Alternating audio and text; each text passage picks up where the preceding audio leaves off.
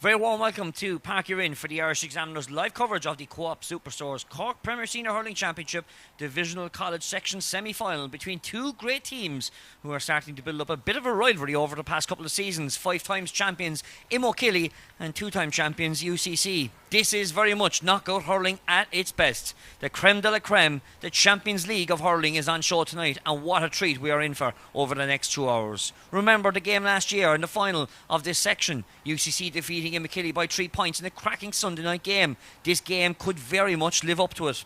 We will be previewing the game with our analysts this evening, Mark Landers and Ger Cunningham, very shortly indeed. But firstly, let's hear from both camps. Shortly we will be hearing from UCC manager Tom Kenny. But firstly, let's head to the division and to their manager, Kieran Cronin. So firstly this evening we go to the divisional side, and Kieran Cronin is the manager of Imokilly. And Kieran, I suppose after last year's disappointment, you're definitely gunning for revenge this year against UCC. Yeah, I suppose, look, it's thrown us up together again with the college, I suppose.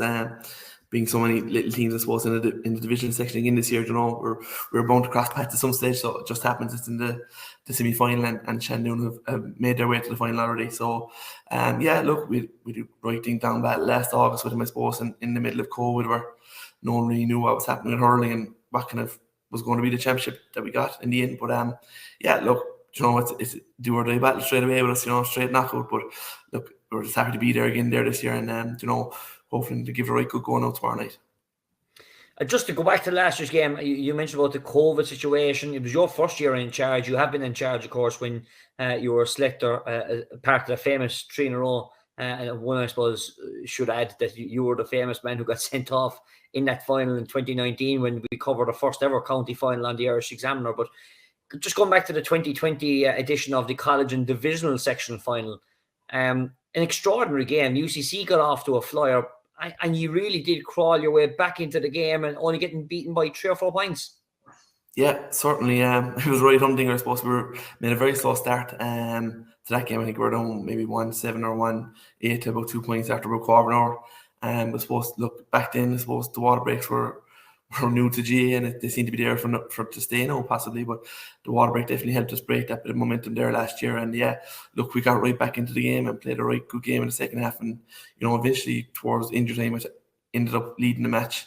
I think Lee got an injury time goal, and then just with the superior class of UCC and the quality of player they have, they were to rattle over the next 3 points, and that was the way it ended up for us. We had no complaints that night. The better team won of the night, and it'll be the same tomorrow night. So let's have a look forward to this year then. I suppose the last few weeks have been cramped with football championships. I suppose especially looking at these Cork championships, they're down to a final actually at this stage because the semi-finals are played at the weekend. The hurling teams have been busy. There's been a couple of players, say Russell Rovers, Castlemartyr, Liz Gould, all have been involved in county finals. You've had 2 rounds of the senior hurling championships and intermediate championships. So how are you fixed with from an Imokilly point of view? Not getting much training because everybody's training with their own clubs. Where do you get to fit in the time to see all your players? Yeah, I suppose, look, it's not easy. I suppose the beauty of Imokilly last year is, I suppose, look, the lads have been successful definitely, over the last 3 or 4 years. And, it's supposed to get that buy-in a bit easier. But it took a lot of time to get that going back the years ago with Fergal and Derek and Jimmy and Sean.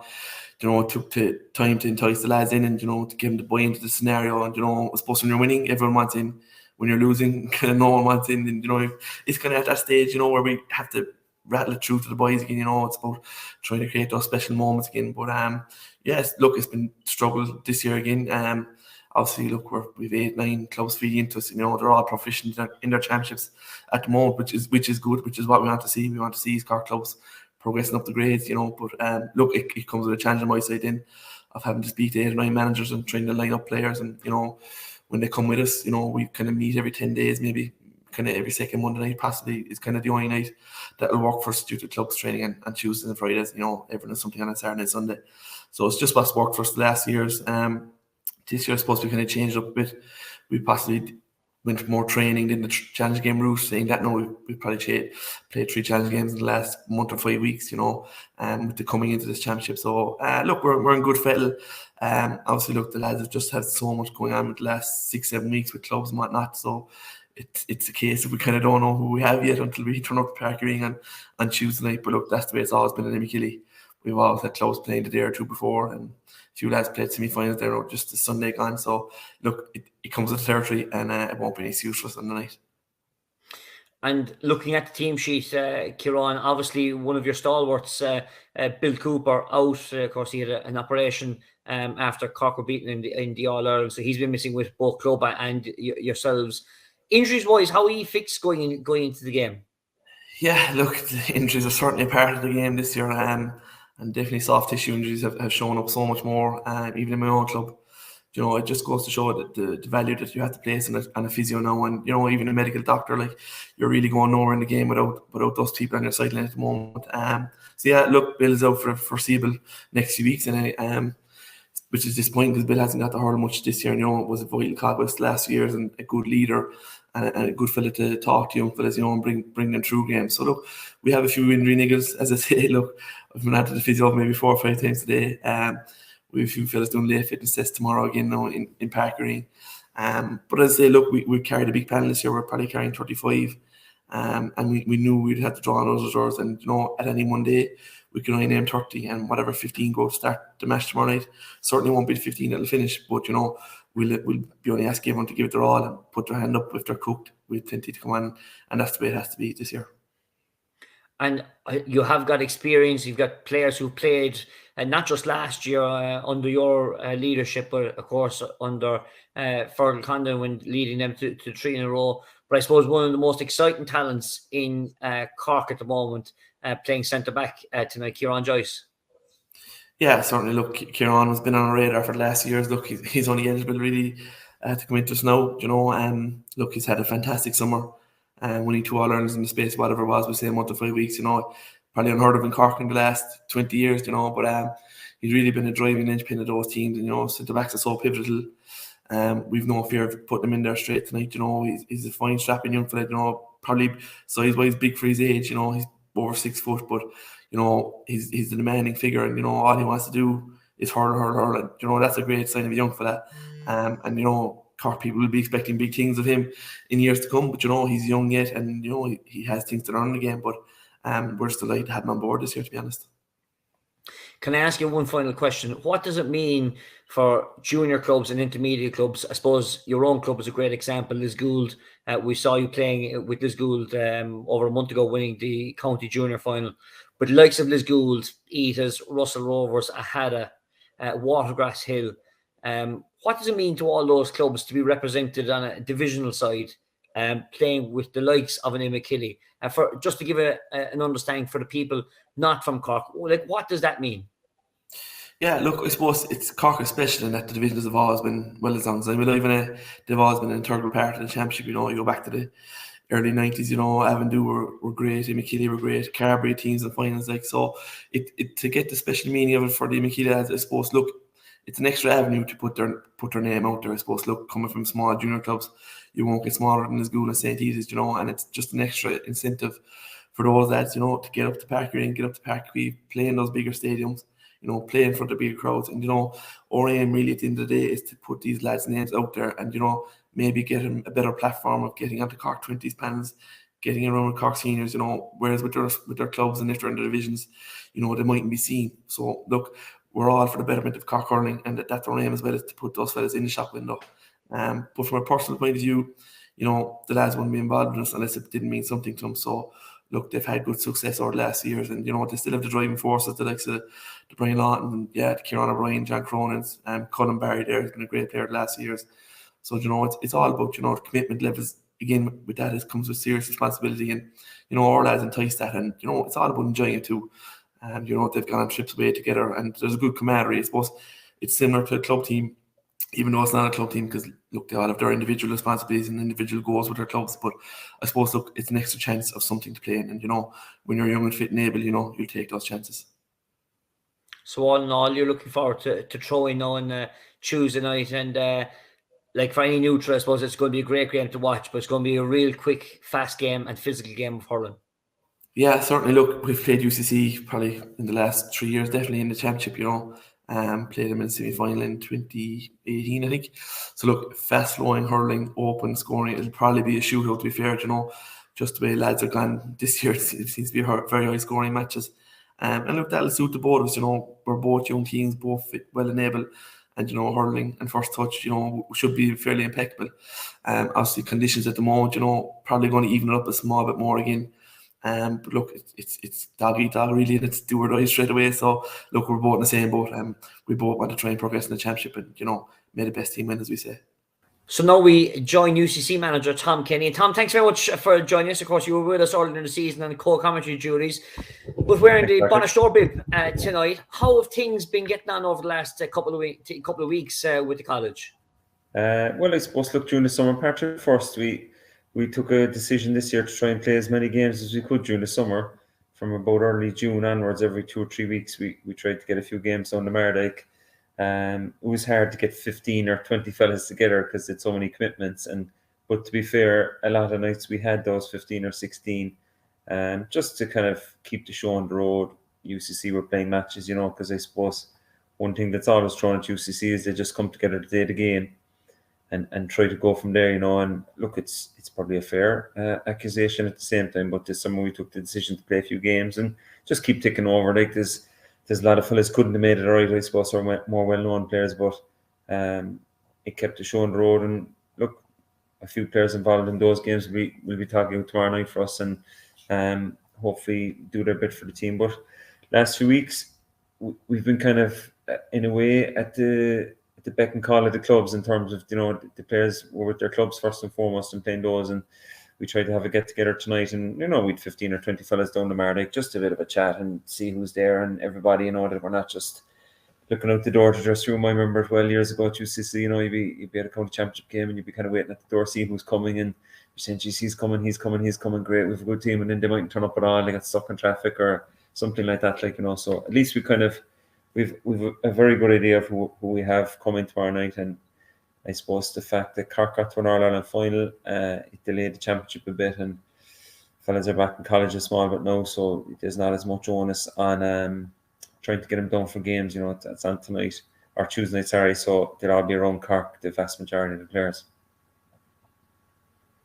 Yeah, and I think that's probably one of the things that's going to help yourselves, Tom, I suppose, going into the game. The fact that the Cork Championship got delayed, but the likes then of the Limerick Championship at a knockout stage, Tipperary now reaching a knockout stage, Waterford down to the final 2, the Kerry Championship now over. So predominantly, that's where most of your players come from.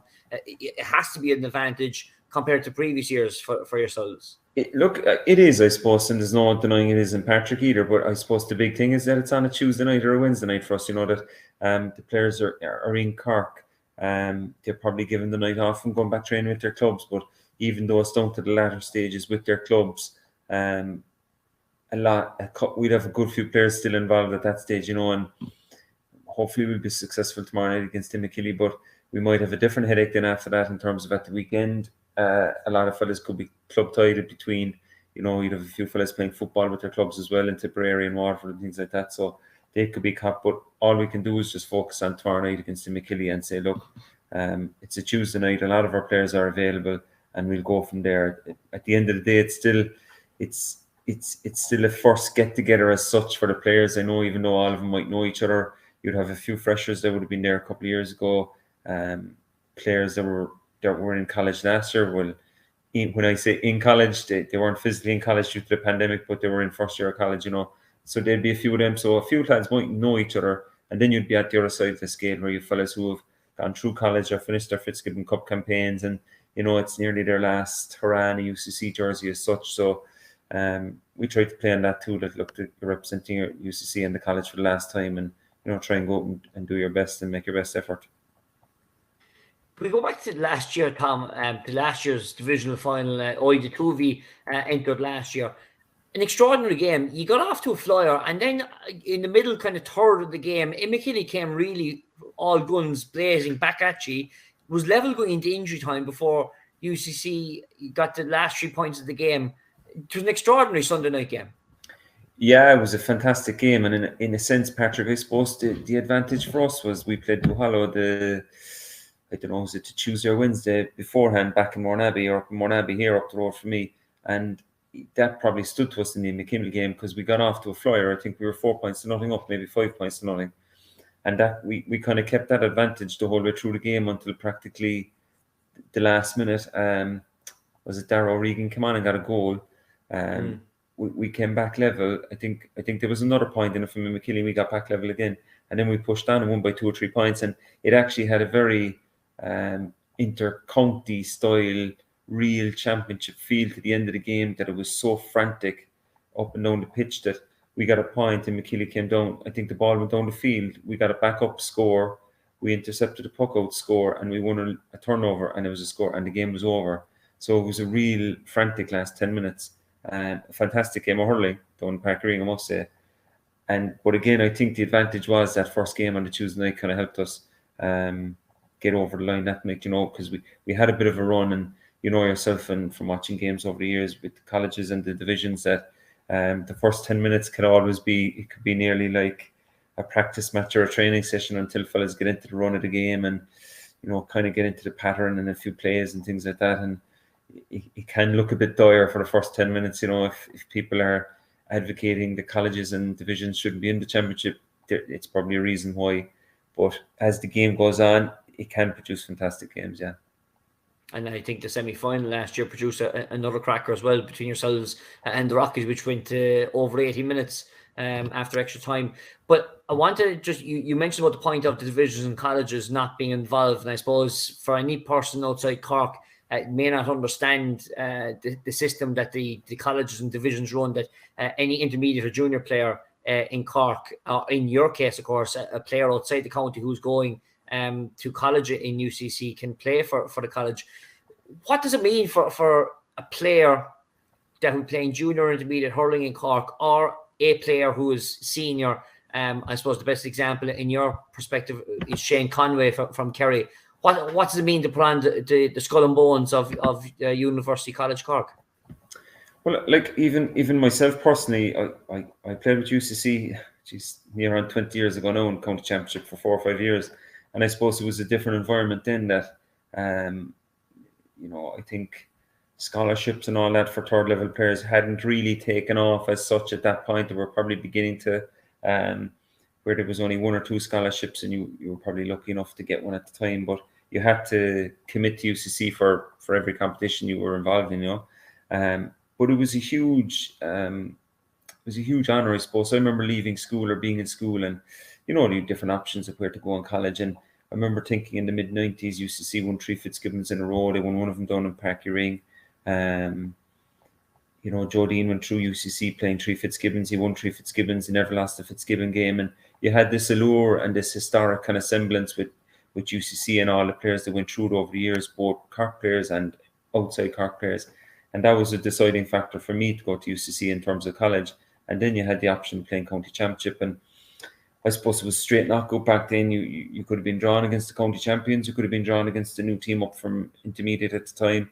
But it was just that whole draw and the skull and crossbones and the whole mystique of it all, that you'd go down to Carricktool to play St. Catherine's or something like that, or you go down to Cove to play Killa, and, nearly the whole place would be baying for your blood because you're playing with UCC, but you'd nearly get a kick off that as a player inside in the dugout and inside in the dressing room, inside in the pitch, that, you're in this cauldron and you're playing with UCC and nobody wants you to play with them, nobody wants you to win except your own family. But I think for even players outside of Cork, it's I suppose in a way, look, they're coming up, they're playing the county championship, and you could argue that they're getting an insight into, how the game is played in Cork and the Cork mindset and things like that. But I think it's a great development for those players, and it's a great development for Cork players to be, you've Cork players playing with Mark Keogh from Tipperary, Shane Conway from Kerry, who I always say if he was from a Cork or a Kerry or a Cork or a Kilkenny or a Tipperary, that his name would be up in lights across the board even more than it is now. He's such a fantastic player.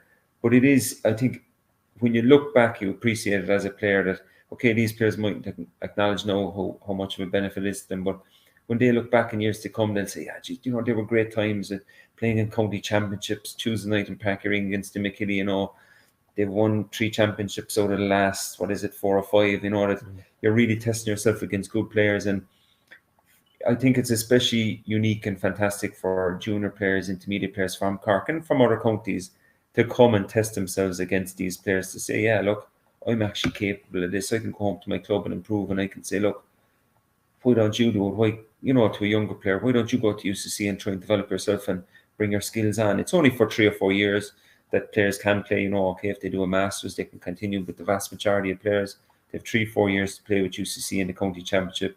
And I know, look, it brings up big arguments that they shouldn't be in the county championship, or they're hindering the development of Cork players. But at the end of the day, like, it's UCC haven't won a hurling championship since 1970. They won a football championship 10 years ago.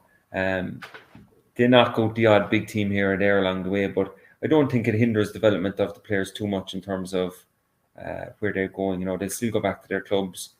If Imokilly win tomorrow night, or UCC players will still go back to their clubs and develop, and vice versa. If UCC win, Imokilly will still go back to their clubs, Castlemartyr, Lisgould, all these clubs, Castlelyons, and they'll still keep developing because they are very, very good clubs, We don't have too much time because we're nearly at throw-in, but looking at the team sheet, there's some great players from across all counties. Waterford, you've got Neil Montgomery, you've got Tipperary players in the likes of Paddy Cadell and Mark Keogh, and you've got a Limerick keeper in Dahi Heflin, and trying in the sprinkling of Cork players as well.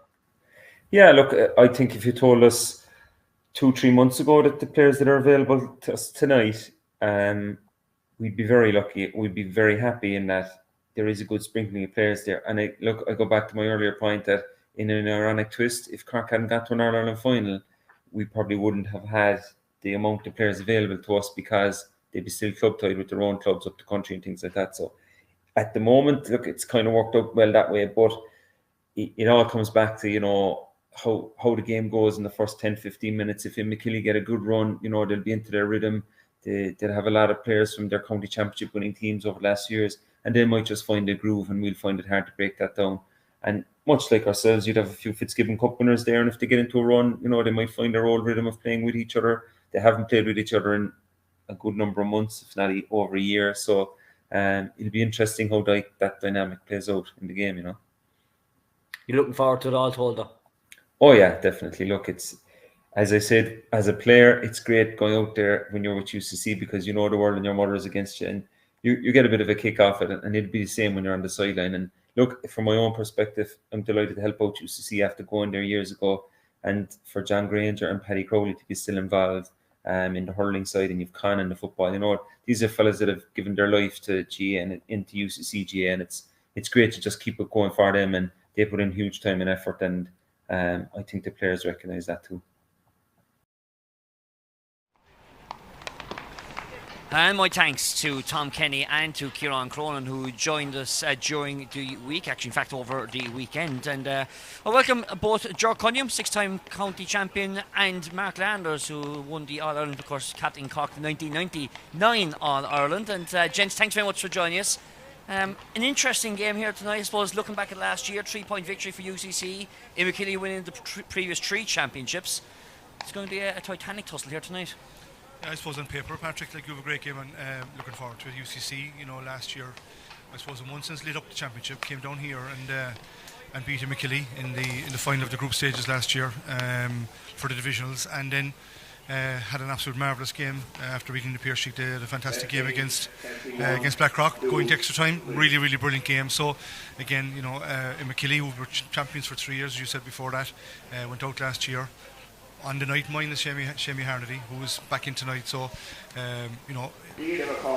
there's a nice bit of rivalry has built up with these two teams over the last 3 years.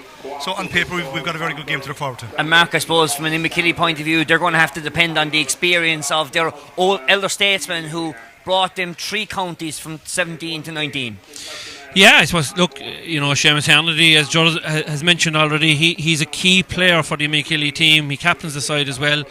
Captain Imokilly to win the 3 counties, so he's the real leader, and he was a fierce loss for them last year. But Patrick, I suppose there's a couple of other guys there, stalwarts there. Colin Barry, I suppose, at full back, Kieran O'Brien at half back from St. Edith's, John Cronin at wing back, also a guy who has played in every championship match with Imokilly that have won the 3 counties. So those 3 guys, the 4 guys have been around a long time. But then you have the new guys on the block, and I suppose the real hot property in Cork at this moment in time is Kieran Joyce, who starts his first championship match for Imokilly this evening at centre back. And for a guy that has 2 under 20 All-Ireland medals in his back pocket and a lower intermediate county medal this year, he's had a fantastic 3 or 4 months. So I'm really looking forward to see him tonight. Obviously then Liam O'Shea, a minor from a number of years back, Anthony Spillane, who has represented Cork on a number of occasions, and then Shane O'Regan, a guy who's been involved with the Cork under 20s as well. And he adds a little bit of a difference, I suppose. He's not your normal, I suppose, Cork corner forward really. He's a very, very abrasive player, and is quite capable of doing anything on his day, and I'd be really looking forward to see how he performs as well this evening. So let's have a look at the team sheets ahead of tonight's fixture. And Colin Barry, wearing number 3 from Castlelyons, will captain the side from the full back line. The half back line, as Mark has mentioned, 2-time under 20 winner with Cork, Kieran Joyce, will be starting debuting. He's wearing number 6 tonight, and he'll be flanked by the experienced Kieran O'Brien from St. Eda's and John Cronin from Lisgould. Great to see Seamus Harney back into the side tonight. He did pick up a hamstring injury a couple of weeks ago though, and that will be a cause of concern for the Imokilly selectors. And up front, as Mark has mentioned, Shane O'Regan, who debuted last year against UCC, will be alongside Joe Stack and Anthony Spillane in the full forward line. As for UCC, they've got great experience from 1 to 15, and Niall O'Leary will be captaining the side from full back, and of course was part of the Imokilly team back in 2019. Conor McGoldrick, a former under 20 player, is also in the back line alongside Owen Carey, and also Tipperary man Paddy Cadell makes his trip down from JK Brackens for the game this evening.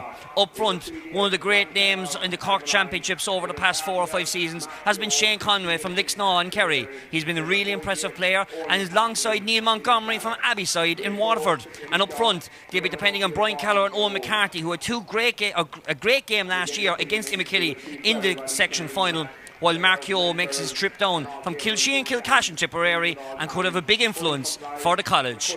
So we look out in front of us, and Diarmuid Corwin of Éireog is our referee this evening. 2 Castlelyons men, both wearing number 3, one wearing the skull and bones of UCC, the other wearing the red and white stripes of Imokilly. That's a great shot to actually see the 2 Castlelyons lads captaining both their teams tonight.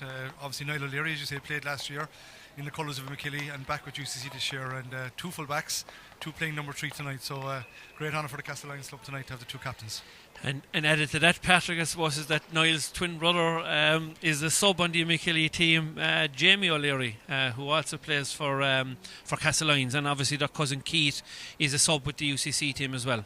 The one thing we didn't mention there in the intro, William Leahy is actually out for Imokilly tonight. Picked up an injury in a recent challenge match. Mark McCarthy, he's had a teammate, is in. And Killian O'Dwyer from Killinall, he doesn't start tonight at cornerback. Instead, Darragh Moran of Castlemartyr, 20 years of age, a winner with the under-20s with Cork, goes in there this evening. It was Colin Barry who lost the toss.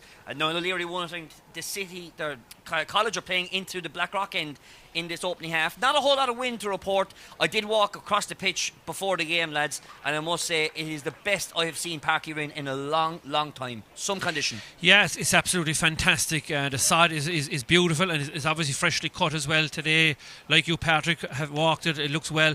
The only thing I would say is that the top of the ground is possibly a little bit, I won't say heavy, but the ball isn't going to move as fast as it would maybe, I suppose, on a Saturday or a Sunday afternoon. I think we've had a bit of rain in the city as well today. We certainly had it in East Cork, and the next couple of weeks we're actually going to see probably a change in ground conditions and stuff like that, and the temperature is quite cool here this evening as well.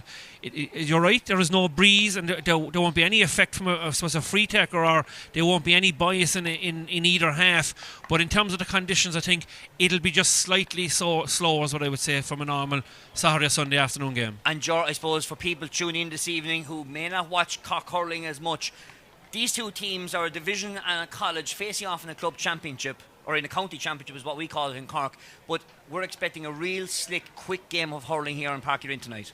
Yeah, as you say, both teams, you've got UCC who have won the county championship twice, back in 1963 and 1971. These guys, the lads playing with them, predominantly come from junior and intermediate clubs in Cork, and also are lucky enough to get lads who are going to college in Cork and also play with them from outside the county. Imokilly made up of again lads who play intermediate and junior with their clubs. So like there's a lot of good clubs, a lot of great hurling clubs down in Imokilly. So they're lucky to be. I think there's 11 clubs represented on the team sheet tonight. There's a lot of good clubs at the moment down in East Cork. You look at the likes of Castle Lions, obviously, who are backboning tonight. Castle Martyr, you've got Shane O'Regan, Watergasilla, Hadda, Liz Gould, all clubs who are really going very well at the moment. So if they can gel and get the players to perform together, obviously preparation wouldn't be great from both of these teams. I know they've played a couple of games each, they've played a couple of challenge matches, but again, I suppose it'll take a while for both teams to settle into the game. I suppose you have to fancy Imokilly from the point of view of they would have played with each other more. The UCC guys, I'd say, I know they played their challenge matches. They only had the Cork players. They wouldn't have had the inter-county players, but they had no Fitzgibbon Cup last year, so that might be a bit of a disadvantage to them. So advantage Imokilly from the start, I would think. We are a bit before time. Players were getting ready, but a small bit ahead of themselves because the national anthem is due to be played, and Diarmuid Corwin has acknowledged that as well. And players were starting to get ready to shoulder, to warming themselves up to meet their partners of crime for this evening's game. But we do stand for the national anthem.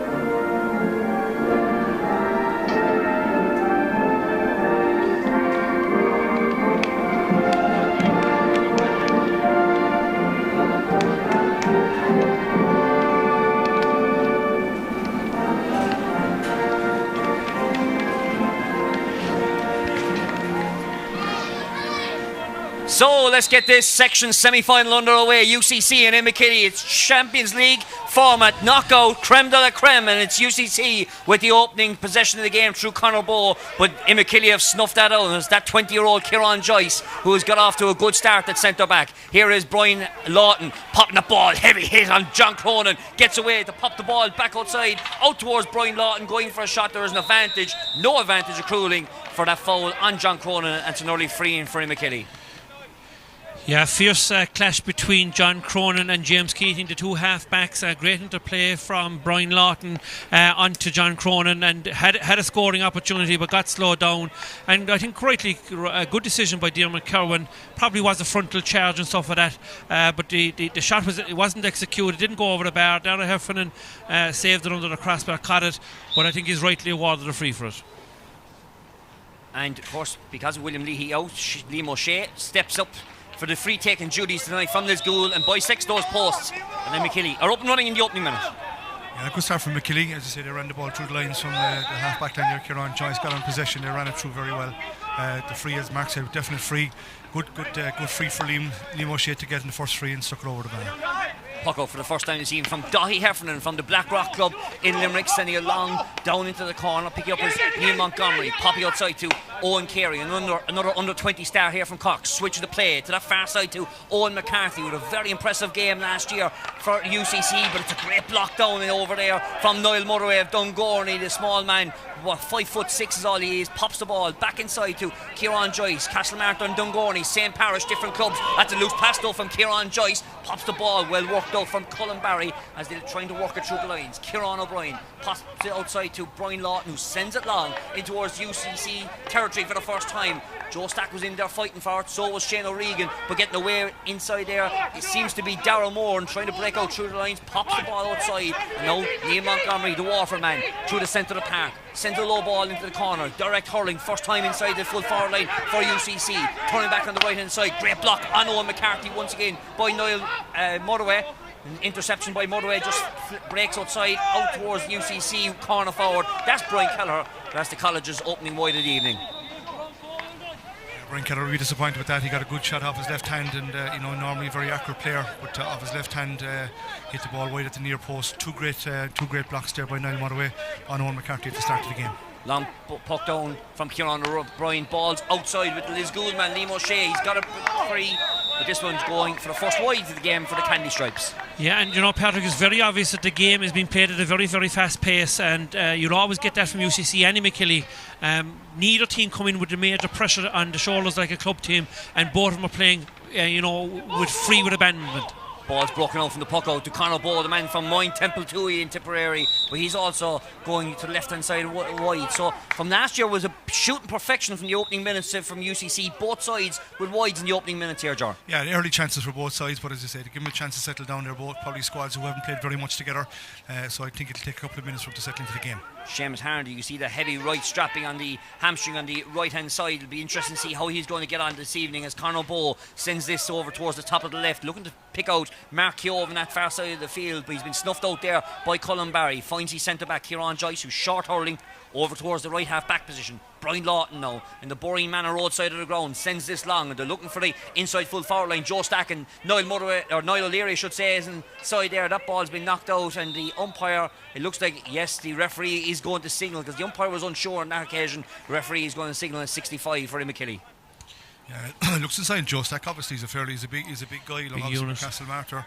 His family have Bars connections, so interesting to see him tonight. Looking forward to seeing him play.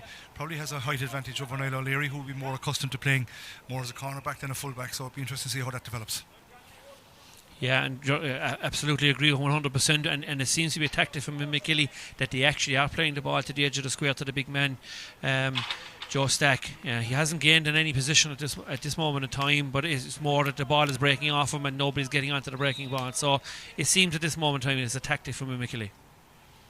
So a second opportunity from Test ball from Liam O'Shea going into this with 100%. He's caught that though and shaped it right, but it looks of it, and it is tailing to the right hand side and wide. So 2 wides apiece on the board, with Imokilly get the opening minute free from Liam O'Shea. Interesting battle here. Looking forward to seeing Shane Conway and Kieran Joyce having a good battle at centre back and centre forward respectively. I think whoever can win that battle will have a big bearing in the game today. Great touch in there by Shane Conway. Looks for the 1-2 outside from Owen Carey, gets it, turns back inside. The man from Lixnaw making his trip down from Kerry this evening. Well, it's just shaping to the left hand side and wide. Yeah, and uncharacteristically on both sides of the team that there's been 5 wides, 3 for UCC and 2 for Imokilly so far. And just, I suppose, there's a bit of a feeling out situation going on earlier on, but there has been a couple of scores go betting, and you would expect Shane Conway to have scored that one. Brian Lawton winning that puck out, pops outside to the 3-time winning captain Seamus Harnedy, but he also sending it to the right hand side and wide, and probably Shamey Mark missing probably match fitness. He played 1 game with St. Edith's, played 40 minutes in a junior championship, didn't play their second round game, and that strapping looks heavy enough this evening. Looks heavy enough, and I didn't think, Patrick, that he'd actually start, because St. Edith's will have championship coming up soon enough, but I'd say Imokilly's been very good to Seamus Harnedy over the number of years, and he probably felt that he had to play tonight. Shane O'Regan winning the breaking ball, shot in the grip of the hurling, goes for a shot. Oh well, great stop inside there by Dahi Heffernan. O'Regan, well, there's a free one inside there, but O'Regan is renowned for scoring goals at crucial junctures. Scored a famous goal here, or pull off a famous save was pulled off by the Glen keeper here a couple of years ago in the county final. And O'Regan, well, he means business early doors here. Yeah, great to see. And he won a ball here on the side and turned over his man and won through, got away from his man. Dermot McKerman had a hand up. Shane O'Regan obviously wasn't to know that, and in fairness to him, he wasn't. He didn't stop him from having a pot. The easy opportunity was to tap it over the bar, but he went for the goal, and an outstanding save from Dahi Heffernan. So another chance now here for Liam O'Shea to try and double Imokilly's lead. He does convert it on this occasion in the 7th minute, so it's Imokilly leading by 2 points. And that'll be important for Liam O'Shea's confidence as well, Patrick, because he got a reasonable free the first one, then he missed the 65, and now he's got back on. And like, if this game comes tight, you need your free taker with his confidence high at this stage. So it's Dahi Heffernan with the puck out over towards that far side of the field. It looked like Kieran Joyce was the man who got the hand on it. Kieran O'Brien was getting a hand in there as well, but that small man from Lixnog winning that puck out once again, and that is Shane Conway. Long ball in towards the full forward line, a flick on there from Mark Keogh, but Jack Barry was first out to it. Of course, Barry playing his second game against UCC, of course, has worn the skull and bones of the college a couple of years ago in this championship under pressure. Deep inside there is Mark McCarthy, the substitute who's coming for Willie, starting this game. Here is Kieran Joyce now, spraying the ball over towards that far side. Here's Seamus Harnedy. Well, he wasn't going to test the leg this evening. Well, he might do in a moment, because John Cronin has played the 1-2 back outside to the Eaters man, the Cork former captain, popping the ball back outside over towards the Castlemartin man, Brian Lawton. Lawton going for a raking shot just inside that 45-metre line, being shaped. Curling in, it's going to the left hand side and wide. That's 4 wides against Imokilly, 3 wides against UCC. Yeah. And I think they'll be disappointed with that, Patrick, because on a number of occasions both Seamus Harnedy, John Cronin and Brian Lawton had plenty of time in the ball, and they had a number of occasions to hit the ball over. They'll be very disappointed not to come away with a point there. Puck out from Heffernan, batted down by the Imokilly defence, but it's the college who have won the breaking ball. It's walking out towards this near sideline to Owen Carey, the man from Kilworth. Getting the ball down into the corner now. What can we see here from Owen McCarthy in this juncture? Man from Inniscar looking for options outside. There is one outside him. That seems to be Owen Power from Ballina. In fact, it's actually Conor Bowes, wrong Tipperary man, but it doesn't matter, because the Tipperary man is going to score, and that's the college's opening score in the 9th minute of the game. Excellent score, excellent team play there from UCC. Owen Carey won a good ball, didn't panic, plenty of composure, played it down the wing to Owen McCarthy, who played it back out to Conor Bowe, and turned in a very, very good score that'll settle them. Puck out straight down the centre of the park, but this time it is Paddy Cadell who's won on this occasion, man coming down from JK Brackens, down to the latest point scorer in the game. Conor Bowe sends a long ball inside to the full forward line, but Mark Keogh is being muscled out of it there on that occasion by Colin Barry. Plays it across to John Cronin, who switches across to his half-back partner Kieran O'Brien. Pops the ball back inside in towards inside to Niall Motherway, I should say. Motherway pops the ball short, 20-yard pass to Hardy, who sees once again Lawton on the outside. He's already after 2 wides in this game. Can he convert this one? That's the 3rd wide for Brian Lawton here. His shooting boots aren't on this evening, Mark. No, and the second ball from Harnedy again, and I would actually make this point. I think Harnedy is actually leaving the ball to other people to convert the chances, because I don't think he wants to put pressure on his hamstring, but Lawton will be very, very disappointed not to convert that opportunity. Heffernan going straight down the heart of the Imokilly defence, and again Kieran Joyce winning the breaking ball. Seen it so many times through the under-20 team with Cork throughout the years, but that ball was into no man's land, and saw Conor McGoldrick of Éire Óg. Well, he's under pressure here as the Éire Óg defender. We saw him playing football at the weekend with Éire Óg against Castlehaven. His possession now has ended up with Dahi Heffernan, who switches the play over towards that far side of the field. Looking for Owen Power. That's a great fielding catch from the man from the Ballina GA Club. There's advantage being played here by a referee. Free shot here for Neil Montgomery. Not the greatest of shots, but it's going to do enough to get over that crossbar, and we're at a level game for the first time. Yeah, Montgomery certainly is, playing left-hand forward. Had a big, huge year with Waterford this year, and he's one of the guys UCC will be looking to Patrick tonight to really to stamp his authority on the game. Very accurate player, very good going forward, works hard, and good score that'll settle him into the game. Jack Barry sending ball back into play, and this time it's UCC who won the breaking ball through Carl Walsh from the Ballincolly club. Came on as a substitute last year. Under pressure over on that far side, well, he does well to get the ball away, but Mark Keogh's not getting to the beat in front of Colin Barry this evening, as John Cronin tries to clear his lines. Sends in towards the full forward line. First time we see Antti Spillane in action this afternoon. Looking to try and take on his marker inside, breaks through 2 tackles through Conway as well. Looking for the short and stick going in. This is going all the way in and over the bar. Good score from the Castle Lions corner forward. Yeah, excellent score, Patrick. Excellent. And I'd have to say that Colin Barry at this moment in time is making a big impression as full back on Mark Keogh. He parted the ball to John Cronin, who left a great ball down to Spillane, who collected the first time, took on his men, rattled it over from 50 yards. Great score from Imokilly. Sean puck out over towards that far side of the field. Darragh Moran from the Castlemartin club in East Cork, sending the ball long up the tram lines. And the pressure over there, and the ball's gone out over the sideline. Marshalled over there by Colin Vaughan from the Kilnamartyr club. And it's going to be UCC sideline ball. It's hard to believe that the score is only 3 points to 2 for 2 teams that are hurling an awful lot of ball, isn't it? Well, there's a chance here to level up this game, but it's just a shot from Neil Montgomery going right and wide. wides is that, Mark? Are we on to? I went to 4 for UCC and 5 for Imokilly. 9 wides at this moment in time, and 5 scores. Yeah, it's incredible. Quite it's quite open as well. You know what I mean? It's quite open. There's plenty of open spaces there, and the ball has been moved around quite a bit. So opportunities to miss.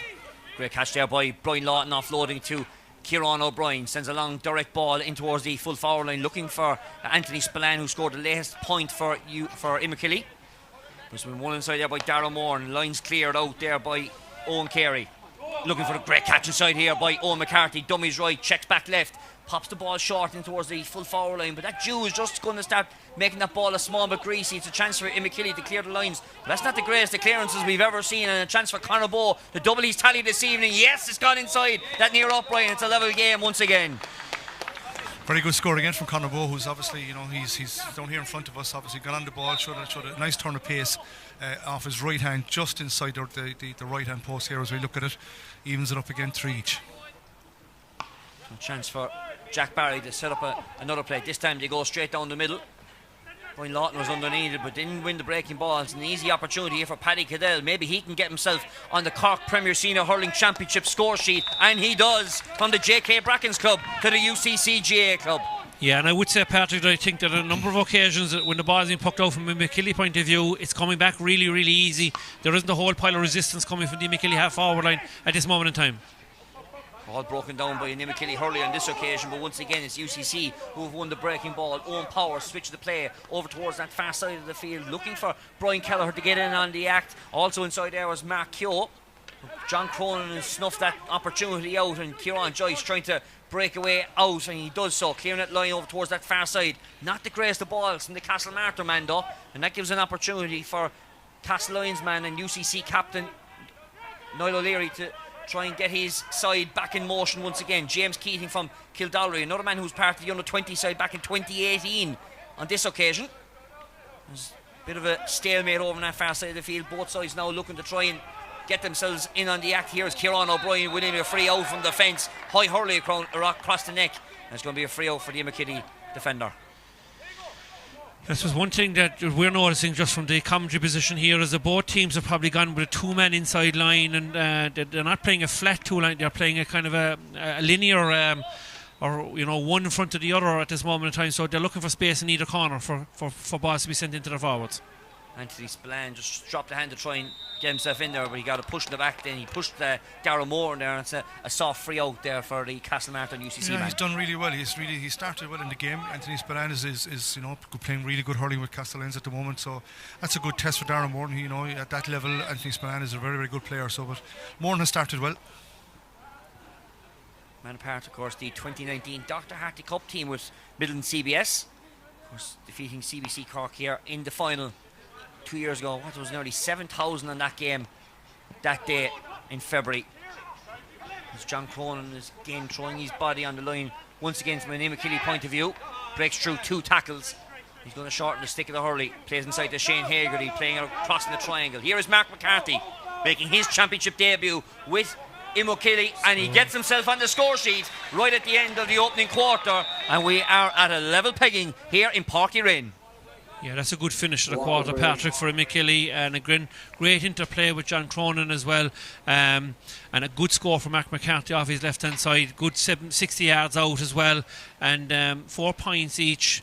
And I suppose the feature of the game, has been the amount of wides. I suppose 4 points each is 8, and there's nine wides, so it's very much a 50-50 between wides and scores. But as Gerard mentioned earlier on, it's very open. A lot of players are getting on the ball themselves. There isn't being a lot of pressure being applied. It probably hasn't warmed up really yet at this moment in time in terms of the physicality and stuff like that. But that's probably what you're getting from a college and a division side. They won't be getting into it as much as probably maybe 2 club sides. Yeah, it's a good point. I think from that point of view, I think there's been it's quite open. People just getting on the ball. Imokilly will probably be disappointed with the return from the first half. They had opportunities that were set up and had 4 or 5 disappointing wides from their point of view, where they had an easy shot to put it over the bar. So I think UCC have it's taken them 10 minutes to settle into the game, and I think in the last 5 or 6 minutes they begin to come into the game quite a bit. Yes.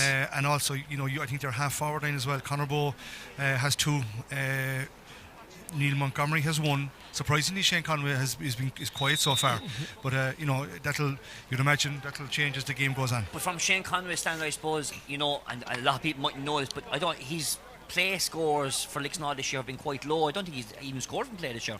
No, I wasn't aware of that from that point of view. So he's still a very, very good, very good accomplished player. Like, you know what I mean. So just he's liable. He can light this place up if he gets the opportunity. He can turn the switch on. He hasn't done it the last couple of years. But equally, you'd have to say that young Kieran Joyce is having a good. First 15 minutes in a good quarter, very confident at this moment in time. So, and it'll be a great test for Joyce tonight to be marking someone like Shane Conway. Absolutely. So standard 15-15 to start this second quarter, and Stahie Heffernan, who's going to resume play as the clock starts to our right hand side at the Blackrock end. It's UCC in the Skull and Bones, black and red, on this balmy Tuesday evening. Small bit chilly as well, but great evening for hurling as Kieran Joyce changes his mind, switches the play back left, sees Brian Lawton making a crossfield run, and also there was Shane O'Regan, and O'Regan already had a goal opportunity. He's going in on goal again. Down for the top of the crossbar. There was an advantage being played, but the Watergrass Hillman has got himself on the score sheet. Well, I said, Patrick, before the game started that he's a little bit untypical of a Cork forward in some respects, that every time he gets the ball he wants to go in. I suppose I would say Jur's involved with Cork at the moment. This year in particular, Jur, we've seen an awful lot of the forwards actually taking on and going for goals. Up to this year, it will be the case to tap the ball over the bar. Yeah, it's good to see it again. As you say, Shane O'Regan had a great chance. He's not afraid to take his man on. He's got around his man twice, and young Conor McGoldrick has his hands full tonight. He's going to be, I'd say, every time the ball goes in there, Shane O'Regan's going to be getting up and looking for goals. Here's Anthony Spillane after that great long ball from Mark McCarthy. Liam O'Shea, who's got 2 points from place ball, switched the play over towards that right hand side of the field, looking for Anthony Spillane over there, and also Joe Stack. Well, that's a key match up there tonight. Joe Stack and Niall O'Leary. O'Leary under pressure inside there though from his Cork compatriot Seamus Harnedy. UCC back there in numbers, looking to try and win possession, but Stack is inside her and he has won it. Popped the ball outside, out towards Seamus Harnedy, and there's a high hurley across the head of Seamus Harnedy, and that's a 20-metre free in for the Imokilly star. Yeah, and a lot of good work by Joe Stack there. A great crossfield ball to Joe. He didn't win it first time, but he made sure that Niall O'Leary wasn't winning it as well. And that is the big man on the edge of the square there. He won the free for his team and probably will have a tap over point here. One feature this, Shane O'Regan, and like, wouldn't you like to see Shane O'Regan maybe going in full forward at some stage on Niall O'Leary as well? Next door neighbours over there, Castlelines and Watergrass Hill, they'll be looking in. I'm sure there'll be no quarter spare there, Joe. Oh, interesting one, Eric. Yeah, not sure that Joe Stack can play anywhere else, probably but full forward, or maybe centre forward. So he may happen. But good score from Liam O'Shea, tapped that one over the bar, and now puts Imokilly 2 points ahead. So 6 points to 4. Liam O'Shea's third point from place ball this evening. In the 19th minute of this game, Pucko from Heflin down towards this near sideline to Owen Carey, man from Kilworth, who played in the county final against O'Neill's back in 2019. Heavy challenge there, but UCC are going to win possession. Breaking ball won by Owen Power. There's a free advantage coming here. Shane Conway was the man who ended up the floor, got up off the knees and stuck that ball beautifully over the bar. Great score from the man from Lixnaw. That's probably worth more than just a free, or the fact that as you said, Patrick, maybe he mightn't be free scoring this year down in Kerry, but that was a very good score for him. The linesman here is called Dermot Kerwin aside for something. Not sure Simon what it is. Stokes is just talking to, maybe it's just talking to the two lads, both Conor Bowe and John Cronin. So obviously their Tully's official has seen something. Of course, obviously the score stands, as I say. Good score for Conway. Won a good ball. Flicked the ball away. It looked as if it was a free. Got it back, and from 65 metres stuck it over the bar. Pucko batted down there by Owen Carey onto a free. Kerry man, that's Conway once again. He's sniffed it. Plays short inside, looking for McCarthy inside there. Pops the ball outside towards Conor Bowe, looking for his third score of the evening. Is that creepy inside that near upright? No, just goes right and wide. Yeah, and again, I would have to say that I think that the UCC half backline is very much on top at this moment in time, and it's something that Imokilly will have to get a grip on to break that breaking ball and start winning some possession. Puck out over towards that far side of the field, and here is the nifty Seamus Harnedy turning on a sixpence, playing it down into the corner, looking for Anthony Spillane. He's closely marshalled back there by Paddy Cadell, but Spillane's getting the better of the early exchanges here, going across the face, goes back in the net. shorten the grip of the Hurley, and that's gone into the back of the net. Nifty stick work from the Castlelyons corner forward. That was an excellent goal. Ball down the wing to Anthony Spillane, who found himself, who turned really, really well. He had Paddy Kittle trying to chase him back, got inside him and shortened the Hurley off his right side and stuck it into the bottom corner of the net. A really good goal. The ball has been batted up by an Imokilly Hurley, and the UCC line ball. First blood here, Mark, to the Candy Stripes this evening. Yeah, well, they have started the second quarter way better than UCC, Patrick. I think it was 4 points all, I think, at half time, and it's 1-6-5 now, so it has been a good return of a goal and 2 points for Imokilly. They certainly have upped the game. Short line ball taken by Shane Conway, and here's Colin Bowe. Well, he's burnt away Shane Hagerty, shortens the stick of the Hurley. That's not great though from the man from Tipperary, disappointing from the man from Moyne Templetui. Yeah, I think he'd be disappointed, Patrick, particularly the fact that he's already after getting 2 points in play and his shooting boots are on. Hardy just settles his feet as he went to catch that ball, plays the ball low inside, looking for Anthony Spillane, who's got the goal only moments ago, shortens the stick, and that's a quick 1-1 inside 90 seconds for the Castlelyons ace. Yeah, young Darren Moore now is really, after the last couple of minutes have been tough on him, like he's now looking at Anthony Spillane. Is very good to show for the ball. Got a lovely ball in from Harnedy, got it into the hand straight away, and he's very elusive, he's very tidy and very dangerous, and when the opportunity arises for him, he's usually very good to take a score. Here is Darren Moore, and so the shot puck up from Dahi O'Regan, and it's a foul there for a pull of the Hurley there by Kieran Histon, the Garda from Anglesey Street. Back into the team after a year on the sidelines last year from a hurling point of view, Patrick. Playing football with Nemo a lot Range, of football with Nemo last year, yeah, and I don't think he had played for Cove last year, so he's back into the team now.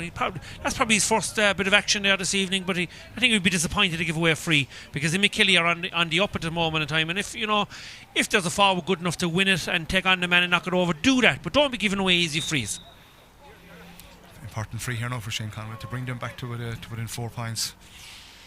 And the man from Lixnaw picks this one to try and get his second score of the evening and converts it, so the margin reduced down to 4. Interesting one just to keep an eye on, guys, is that again Conway is going looking for the ball. He's going very deep, and Joyce obviously has got a decision to make. Does he go after him and be dragged out the pitch, or does he sit back and mind the house, as a matter of fact? So Conway is playing very deep. Poor puck up from Jack Barry, picks out Mark Keogh, and Keogh looking to try and punish that from the Castlelyons keeper, and he does. Well, 2 years ago you would have said that's a great puck out, but on this occasion that's a quite poor one from Jack Barry. Yeah, and I suppose in fairness to UCC, Patrick, Mark Keogh wasn't getting a whole pile of change off of Colin Barry, and they have moved Neil Montgomery in full forward, and they've moved Keogh to the wing, and it has reaped dividends immediately. Unfortunately, Jack Barry also broke his Hurley in that puck out, Patrick, as well, so that might be the reason why the puck out didn't go to his intended target. The sharp boys of former goalkeeper Cork, Ger Cunningham, as Brian Lawton picks up this one, trying to bend it around the body. Is this going inside the post? It is, over the left shoulder from Brian Lawton. And fair play, Patrick, because I think he'd probably hit a number of wides or uncharacteristic wides up to that, and fair play to him. He had the pluck to take on it, and he hit it over his shoulder. It wasn't an easy score, but it is registered for Imokilly.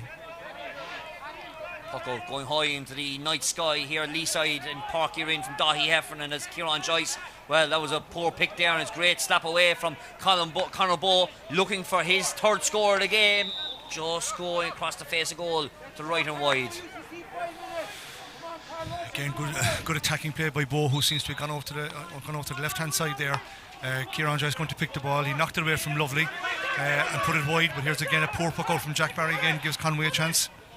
Popped outside from Power, out towards Conway, the man from Lixnaw. That's turning inside at near upright. It's a great score there from the man from Kerry. And we're back down to a 3-point game once again. Well, there's no doubt about it. He is a very, very classy player, and that was a fantastic score. Very economical, one touch into the hand, not even a full stroke, and casually stroked it over the bar.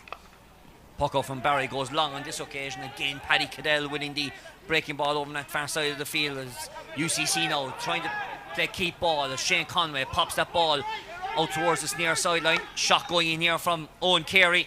Is he looking for a score? He is. The killer man gets himself on the score sheet from half back. Excellent strike from Owen Carey, who came up. UCC won the ball again. Conway came deep, won the ball, and instead of going for his own score, played the ball out to the wing here to Owen Carey, who's potted over from 65-70 metres out. Great score. As the puck out goes short and the long ball in, Seamus Hardy and Joe Stack. Well, Niall O'Leary had nothing else to do and only pulled the man straight down because Joe Stack, well, he might have won the ball, but he was going a long way in towards winning the ball. Well, he had turned him, Patrick, but I think I'd be very critical. I think Niall would maybe have had the legs to get back on him and stuff like that. So, and I mean, you have to, all the pressure's on the forward at that stage. He has to pick it, he has to solo it in to get the opportunity. Again, I'd be, a bit like Kieran Histons 3 while ago. I'd like to, stand him up as a defender, stand him up a bit longer and let the forward pick it and take on the opportunity. If he's good enough to stick it over the bar, fair enough. But like from that distance out, I think Niall O'Leary would have had the legs in that situation to get back at him. So a chance now for Liam O'Shea to get his 4th point from place ball. No score from play yet from the Lisgool ace, but that doesn't matter because that goes down as another score. Now 3 points back between the teams once again. Yeah, I suppose, Mark, again, we will consider, Niall O'Leary would not be renowned as a full back as such, and maybe Darren Moran, who has played full back, I think at some stage as well, might be more suitable to mark his clubmate. Yeah, absolutely. He might know there, John. Couldn't be the first time it has happened. Yeah, and they've probably done a couple of training sessions together indeed, as Brian Lawton, well, he dummied going for the long pass over that far side. Shane O'Regan, he doesn't go for goal this time. He shortens the grip of the hurley, changes the left over rise. This turning inside at near far upright. What a score from Shane O'Regan of Watergrass Hill. Yeah, he's gone out right half forward. The forward seems to be moving around. Liam O'Shea, maybe if he struck the free and Shane O'Regan went out to his position, I think, to cover for him, stayed out there and got a lovely pass and struck a great score over the bar. O'Regan's 2nd point of the game. The great touch inside here by Mark Yo, the Tipperary senior panellist, looking to try and get on the score sheet once again, but fails to do so, going left and wide. 8th wide for UCC this evening. Yeah, I'd make it 9, Patrick, now. But I suppose at this stage, for a person of Mark Yo's class, I would have expected him to knock that ball over the bar, and he won a great ball from the puck out. Shane Haggerty, short ball up the line, but beaten to the punch there by Brian Lawton was by James Keating of Kildallery from the UCC College. Long ball up the line to Neil Montgomery, under pressure, pops the ball over the top. Is there an opportunity maybe of a work score here for UCC? Well, not if Imokilly get in their way. Kieran O'Brien knocking that ball. Well, it's been knocked out of his hand over the sideline. It's going to be a line ball for UCC. So 4 points in the difference. 2.5 minutes left in the clock. And at half time we will be discussing the next round of championship games, because this, well, albeit the semi-final winner tonight has to turn out in the final on Sunday against Shandoon, which we played at 6 o'clock here on Sunday evening. The championship, there's a lot to discuss regarding as that ball goes over the sideline, the group stages have a lot to sort out Sunday week, and we'll be discussing that at half time in depth with our 2 analysts this evening. The second opportunity here for Imokilly from the sideline ball. Going to be taken by Kieran O'Brien, the St. Eda's man, who has an All-Ireland intermediate title in his back pocket from 2018. Great pick here by Shane Haggerty, going down by that sideline inside the 45-metre line. This is turning right, and is it turning too far right? It is. It's Imokilly's 6th wide of the evening. Chance for Shane Haggerty again out on the sideline, and 3 or 4 of their wides have come from difficult enough positions. He won a good ball down on the wing, and maybe even though he had a free shot, there was a 1-on-1 inside in the square, but he might have been better off to maybe pass it inside. Disappointing wide. He hit a wide off on his near side as well. Great chance. Great upright match hurling there from Neil Montgomery, and Keogh has turned his man inside. Sold the dummy. He goes for the shot. Great block inside there though by Colin Barry and Kieran Joyce, trying to pick out the pieces. But in fairness, it was a great block, but Keogh, well, it might be an opportunity ruined as Liam O'Shea clears the line, switches the ball over towards that far side. Joe Stack climbed highest.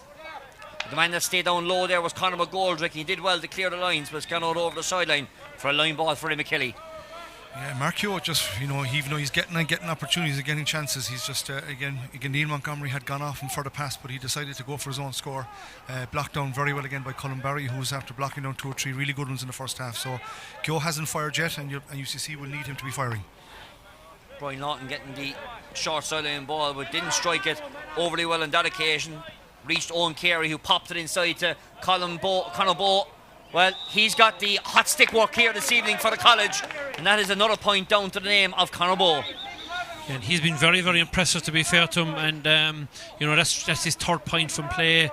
He switched wings a while ago, but he's back on John Cronin again now, and it's a fair indication of how well he's playing, because John Cronin has been a real stalwart of the Imokilly team for the last decade at this stage. So 1 minute of injury time to be added on at the end of this opening half as we've started that injury minute. There's a free out there for a high hand across the helmet. And a chance now for UCC to try and clear their lines. Here is Shane Conway now right down the centre of the park. He's being met by Kieran Joyce. Finds the UCC man inside. That is Neil Montgomery looking to try and take on the man. Montgomery, well, I'm not sure what which way is it going? Was a free for UCC. He was definitely fouled. But I think he's calling John Cronin back for a third man in, or no. Is it Colin Barry? Colin Barry, yeah. I don't know. Some intelligent play. You saw Keoghan winning the ball over on the far side. Immediately looked for Shane Conway in the middle of the pitch, and Conway dragging Kieran Joyce out the pitch, creating the gaps in the centre. Hit a lovely ball in front of Montgomery, and those balls, that's the dangerous ball in there.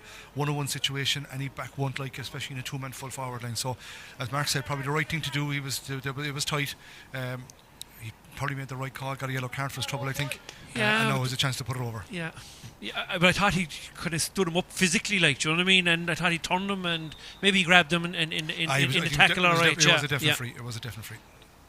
Was it a yellow card? I suppose is the big thing, like, Well, Shane Conway won't be thinking about that, because the man with the black helmet stitched that ball over the bar. That is the short whistle from Diarmuid Corwin. Only 2 points in the difference here on Páirc Uí Rinn. That second quarter really lighted up in the Co-op Superstores Premier Senior Hurling Championship clash. It is the division side who lead the college by 2 points. We'll be back with you in 50 seconds.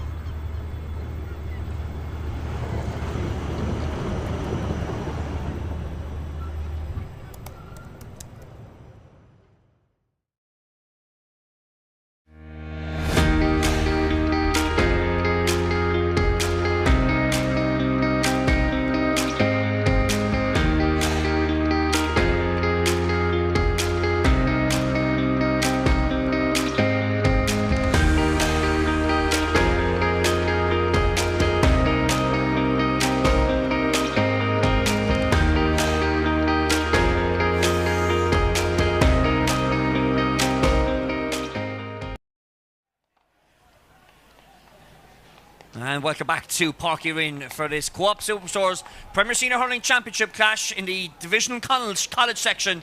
And what a second quarter we had there. Imokilly winning that second quarter by 2 points, and they lead UCC 110 to 11 points. And the talking point of that opening half, Mark, here is that goal from Anthony Spillane in the 21st minute. Yeah, a very important goal, and it's probably the score that's separating the teams at this moment in time. A ball from Hannity into the corner. Spillane took on his man. He struck it off his right hand side, as rightly said earlier on, but I think maybe Dahi Heffernan might have been unsighted or something like that, but I think he may have been a bit disappointed he didn't get his hurley on the strike. But it's an important score in the overall context, Patrick. I suppose it was 4 points each in the first quarter, and in the second quarter it was 7 points to 1-6, which shows that the shooting boots have improved, but the scoring boots have and the scores are reflecting that at this moment in time. But I think both teams overall, Patrick, are playing free-flowing hurling. There's no mad physicality in the game. It's all lovely. It's all ball to hand and all that kind of stuff. But the real cut and thrust of a championship match isn't here at this moment in time. And this game could go anywhere. And I've seen UCC down through the years. When the game gets very, very tight near the end of the game, that they seem to have an extra spurt. And I would say after the first quarter that Imokilly did have the best of it. But UCC, you saw their class, they have brought it back, from being 5 points down to 2 points down. So it's all to play with, and I suppose at the moment, it's hard to pick a winner at this moment in time. From a UCC point of view, 9 wides in that opening half, but Shane Conway, as that half started to wear on, he got more and more into the game. 4 points for him, 3 from play, and Conor Bowe as well is really impressed with 3 points of his own. He had 3 points of his own, also had 3 wides as well, so he could have, he had 6 shots and goal in the first half, and as Mark said, up against an Imokilly stalwart in John Cronin, who they really look for leadership from. He's done really, really well, and between Conor Bowe, who has 3, Shane Conway has 4, including frees, Montgomery has 1, and Keogh has 1. They're the 4 guys in the forward line that UCC are going to look to really to win this game. They're the guys that half forward line is on its. They're very good players. You see Conor Bowe there, the pace of the man. His accuracy maybe you left him down. But if Conway can get more and more into the game, and Montgomery and Keogh swapping positions, they're the 4 guys that I think that they'll be looking for in the second half to really, really drive them on. Because again, it takes out probably the best line in the Imokilly side as well. Cronin has been around for a long time. Kieran O'Brien, Joyce, the up-and-coming player as well. So that's a line that they'll be looking to to drive them forward. So all to play for. It's been entertaining. Even though we've had 22 scores in it, and what are 10 or 11 wides in it as well. So plenty of opportunities, plenty of teams going for the scores. It's been quite entertaining. It's been quite enjoyable so far. Okay, let's change tune now for next minute, a couple of minutes, because obviously the third round of club games to be played next weekend in 12 days' time, and that Sunday is going to be a big Sunday because a various number of factors can happen. Of course, we're talking about the knockout stages here, lads, and I suppose this format, this Champions League format, is now resulting in a great final day fixture. It's a bit like the soccer Saturday. You go around the grounds because you're watching every game that's going on, because every score will count to finish to see who will rank 1 to 6. Yeah, and look, Patrick, I have been a huge supporter of the Champions League style format for a good number of years, and I'm delighted with that, like Kevin O'Donovan, when he took over in the hot seat in Páirc Uí Chaoimh, has introduced it immediately, and I think it has been a huge fill up for clubs, both in hurling and football, to be honest. Players know exactly when they're going to be playing, and as well as that, they're also guaranteed 3 meaningful matches. And I suppose the other thing is that there's no dead rubbers. That's the big thing with the format, is there's no dead rubbers. So just for people to know, I suppose, if you finish in the top 2 positions, you're going to be in the championship still. If you finish in the 3rd position, you're not in the championship, but you're not in the relegation scenario. And then if you're down in the bottom, the 2 least ranked teams are in the final of the relegation. So, every team has something to play with. I think Charleville, are probably the only team, I might be wrong, is that they're out of the championship. They can't get back into the championship. Yeah. So but they are playing for a position whereby they don't want to be in the bottom 2 ranked team. So they will be going flat out for it. There's no such thing as not going for it. Okay, so in every other championship we have senior A down to lower intermediate. It's 2 teams qualified for the semi-final, but here in this Premier Senior in Cork, only 1 qualify, and we've got 3 teams shooting out for it. We've got Douglas, SARS and Middleton. Now Douglas, the way it's going to work, whoever finishes with top match points, it'll go down to points difference. So Douglas have plus 19, SARS have plus 34, Middleton have plus 25. So that game between Middleton and SARS is the big crucial one on the final match there. Yeah, that's the shoot. I think both sides have qualified for the quarterfinals at this stage. So the huge incentive from their point of view is that whoever wins that have a great opportunity to go to the semi-final, and with the teams that potentially could be left in at the quarter-final stages, that's probably one that you'll be looking for, maybe to win that shootout, because they'll be looking to play each other. They're both going really well this year. At the start of the year, both of these teams got to the league final as well, so it's going to be a great shootout, and as all the ingredients, been a great game with the added prize that whoever wins through will get to the semi-final probably. Our viewers of home have seen the Group 1 and Group 2, but Group 3, Mark, massive game down in the park, the Rockies and the Bars. Well, sure, that is the real talking group at this moment in time, to be honest with you, because I suppose the Bars, were in a position to probably secure a position in the quarterfinals of the championship, and don't know disrespect to Erin's Own, who are, I suppose, one of the teams for the last decade, certainly since I've been watching or playing against them, that they never give up, and they got a draw out of that result, which didn't look likely at half time. And now the Bars are in a situation that they have a do or die game against the current county champions Blackrock, and that really, we mentioned SARS and Midland being, I suppose, looking at for who maybe one of those teams will top it, but I can tell you, Douglas against Bishopstown, if Midland happen to win and beat SARS, there's only 6 points in the scoring difference between Douglas and Bishopstown and Douglas at this moment in time have been outstanding, and if they put up a big score, they could end up being in the semi-final. So it's all to play for, but I suppose definitely the fact that Blackrock and the Bars are playing each other, and one of them will be gone out of the championship, and the potential of the reigning county champions being knocked out as well, that is really the mouth-watering game, I think, in the closing round of the championship. Sure is indeed, as there's some concern here in the field. It looks like Kieran Joyce just being attended to by the medical staff here. By the UCC doctor. No, John Crowley, John Crowley, the UCC doctor, is attending to Kieran. Well, good sportsmanship there from Johnny, but he's obviously got an issue. Yeah, so the game's not just going to start at this moment in time. Just to go back to that knockout championship though, so just to give you the knockout format, so seed number 1 qualify for the semi-final.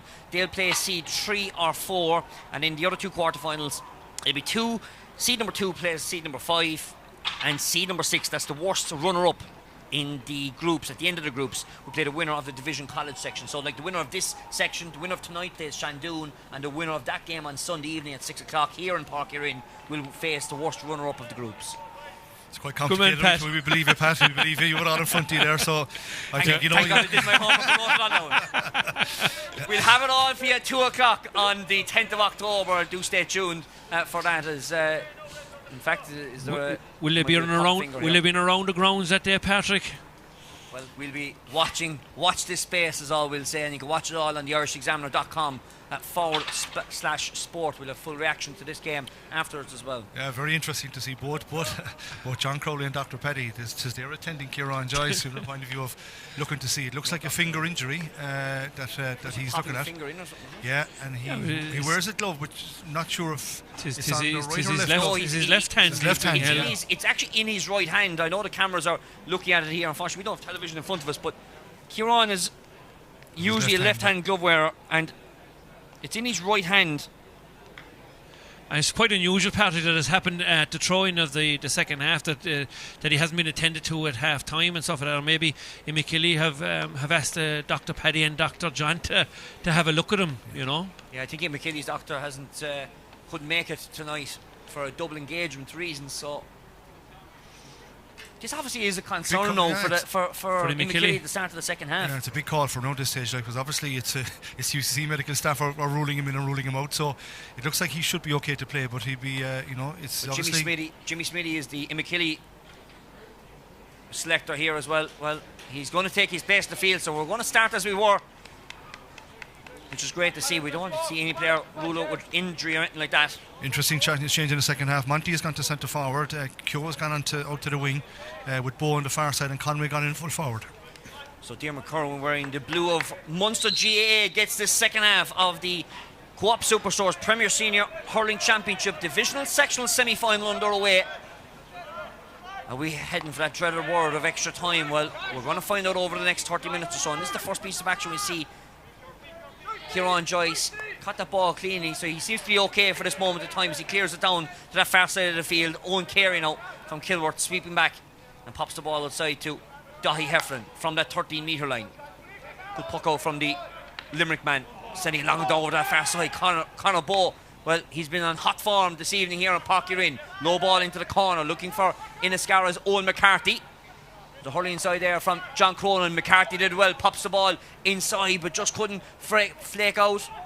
Pops outside, back outside to Owen Power. Good up off his knees, swings it over the left-hand shoulder. That's a great score from Owen Power. Good start for the second half. UCC worked the ball well. A sloppy clearance from Kieran Joyce, who had a long ball up into the corner flag. UCC worked up the pitch. Number of opportunities. Conor Bow had a chance. Owen McCarthy had a chance, and Owen Power came through the middle and off his right hand stuck it over the bar. Good score and a free here now for UCC. Give him a chance to build and get him right back into this game. Seamus Harney being pinned for a push in the back there, Mark. Yeah, enough guff as well. The referee's going to bring it forward. Not happy, and he's brought it from probably not being a scoring position into a scoring position now between the 265s, and the way Conway is striking the frees at the moment, and he is the number one free taker. When you go back through the years with Imokilly, the likes of Decky Dalton, Lee Moshe has taken up that position, but Conway doesn't miss too many frees, and judging him in his Fitzgibbon form and stuff like that, he's been excellent for UCC for the last number of years. So it is a chance now for Shane Conway to get his first score of the second half.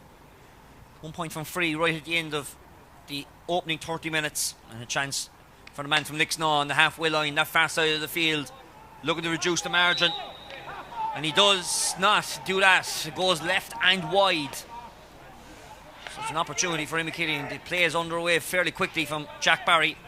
Mac McCarthy playing it into the corner. Shane O'Regan does well from keeping it from going out from play.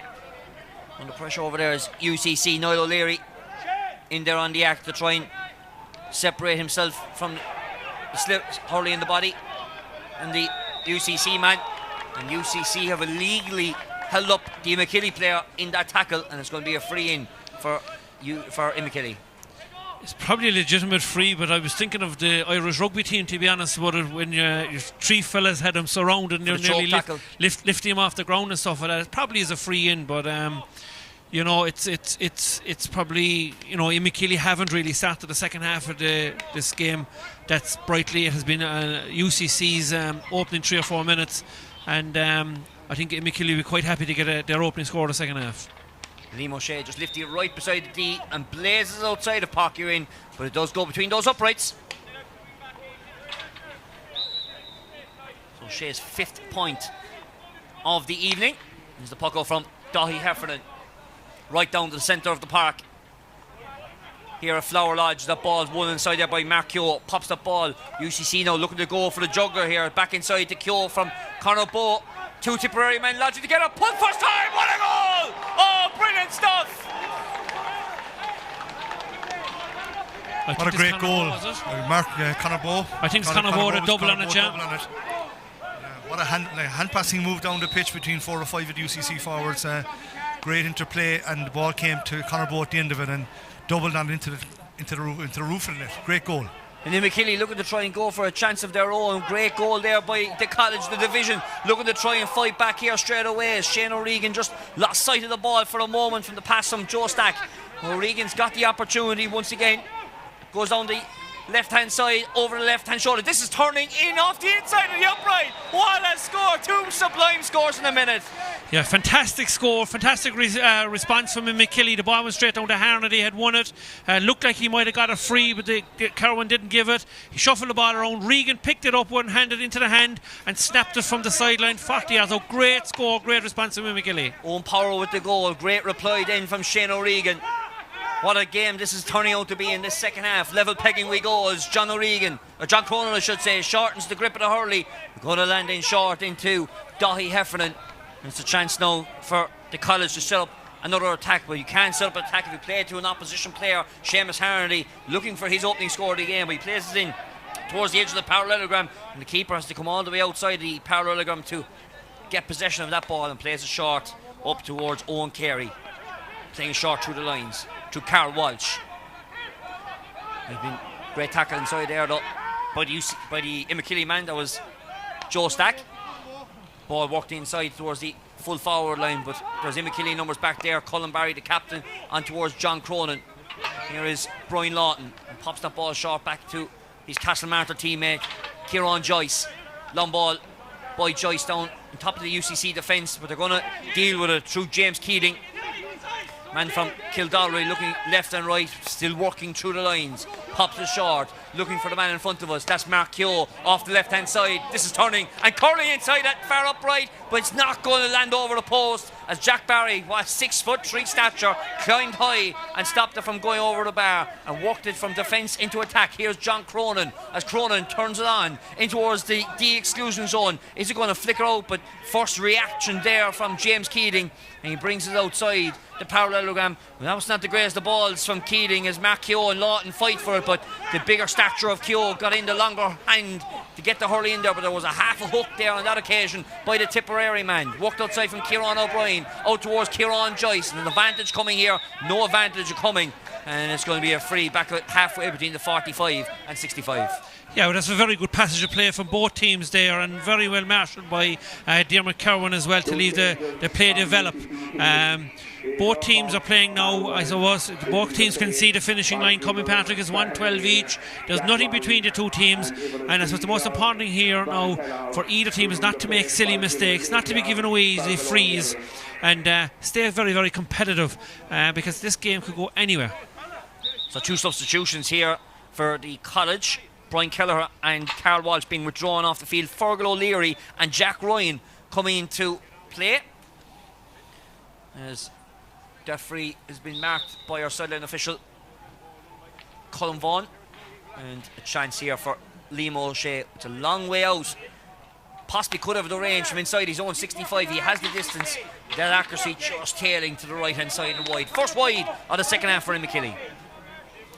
Yeah, the interesting changes there for UCC. They've brought on Jack Ryan, who's highly regarded in Limerick, and also Fergal O'Leary. So they've made the 2 changes in early to see if they can get themselves the next couple of scores.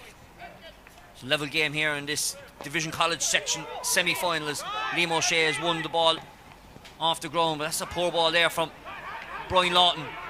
And it's a chance now for UCC to try and clear their lines. Get off from Paddy Cadell, sent along. Take on by the UCC substitute, Fergal O'Leary. 2 barge each other out the way. It's a chance for Mark Keogh to come in as the third man to win the breaking ball. He's under pressure here from Kieran O'Brien, who has fouled Keogh. This shot's going to be a free one, and it goes right, but it's not going to count because it's going to be a free in for the College. Yeah, and it's quite obvious that Diarmuid Cowan had his hand up for the foul on Keogh there by Kieran O'Brien, and he did leave the play develop. But Keogh's shot went to the right and wide and was rightly called back for a free for Shane Conway.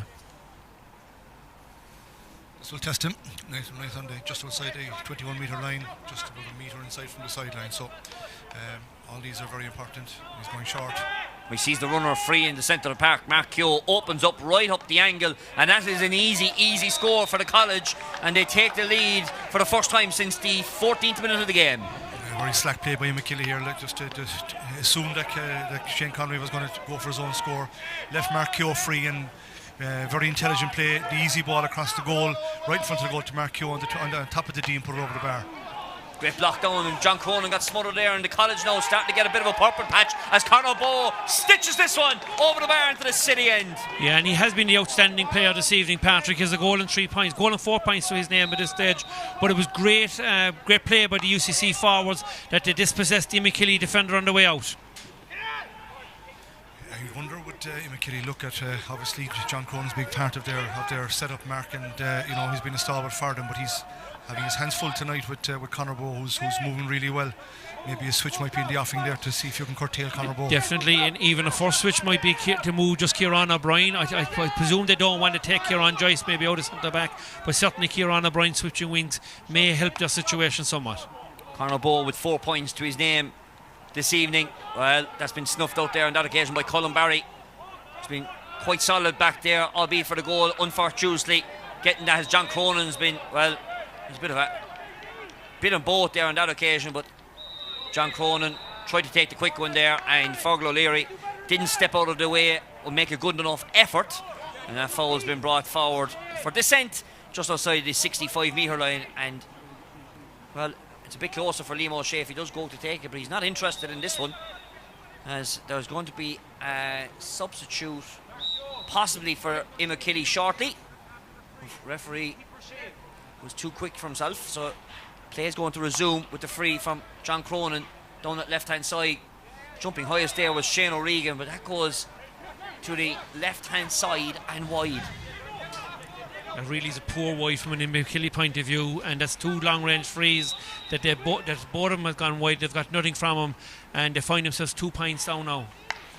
UCC making the switches now again. Conway, who's had a bit of a break inside at full forward for the first 10 minutes in this quarter, has gone back out centre forward again. Shane Haggerty onto Lawton. Here's Harnedy. Is this his first score of the evening? Seamus Harnedy lands it short. He's just not striking through that ball this evening, as lands into the hand of Dahi Heffernan and turns it on to Owen Carey. Long ball from the Kilworth man up the tram line. The first there to it was Kieran Histon.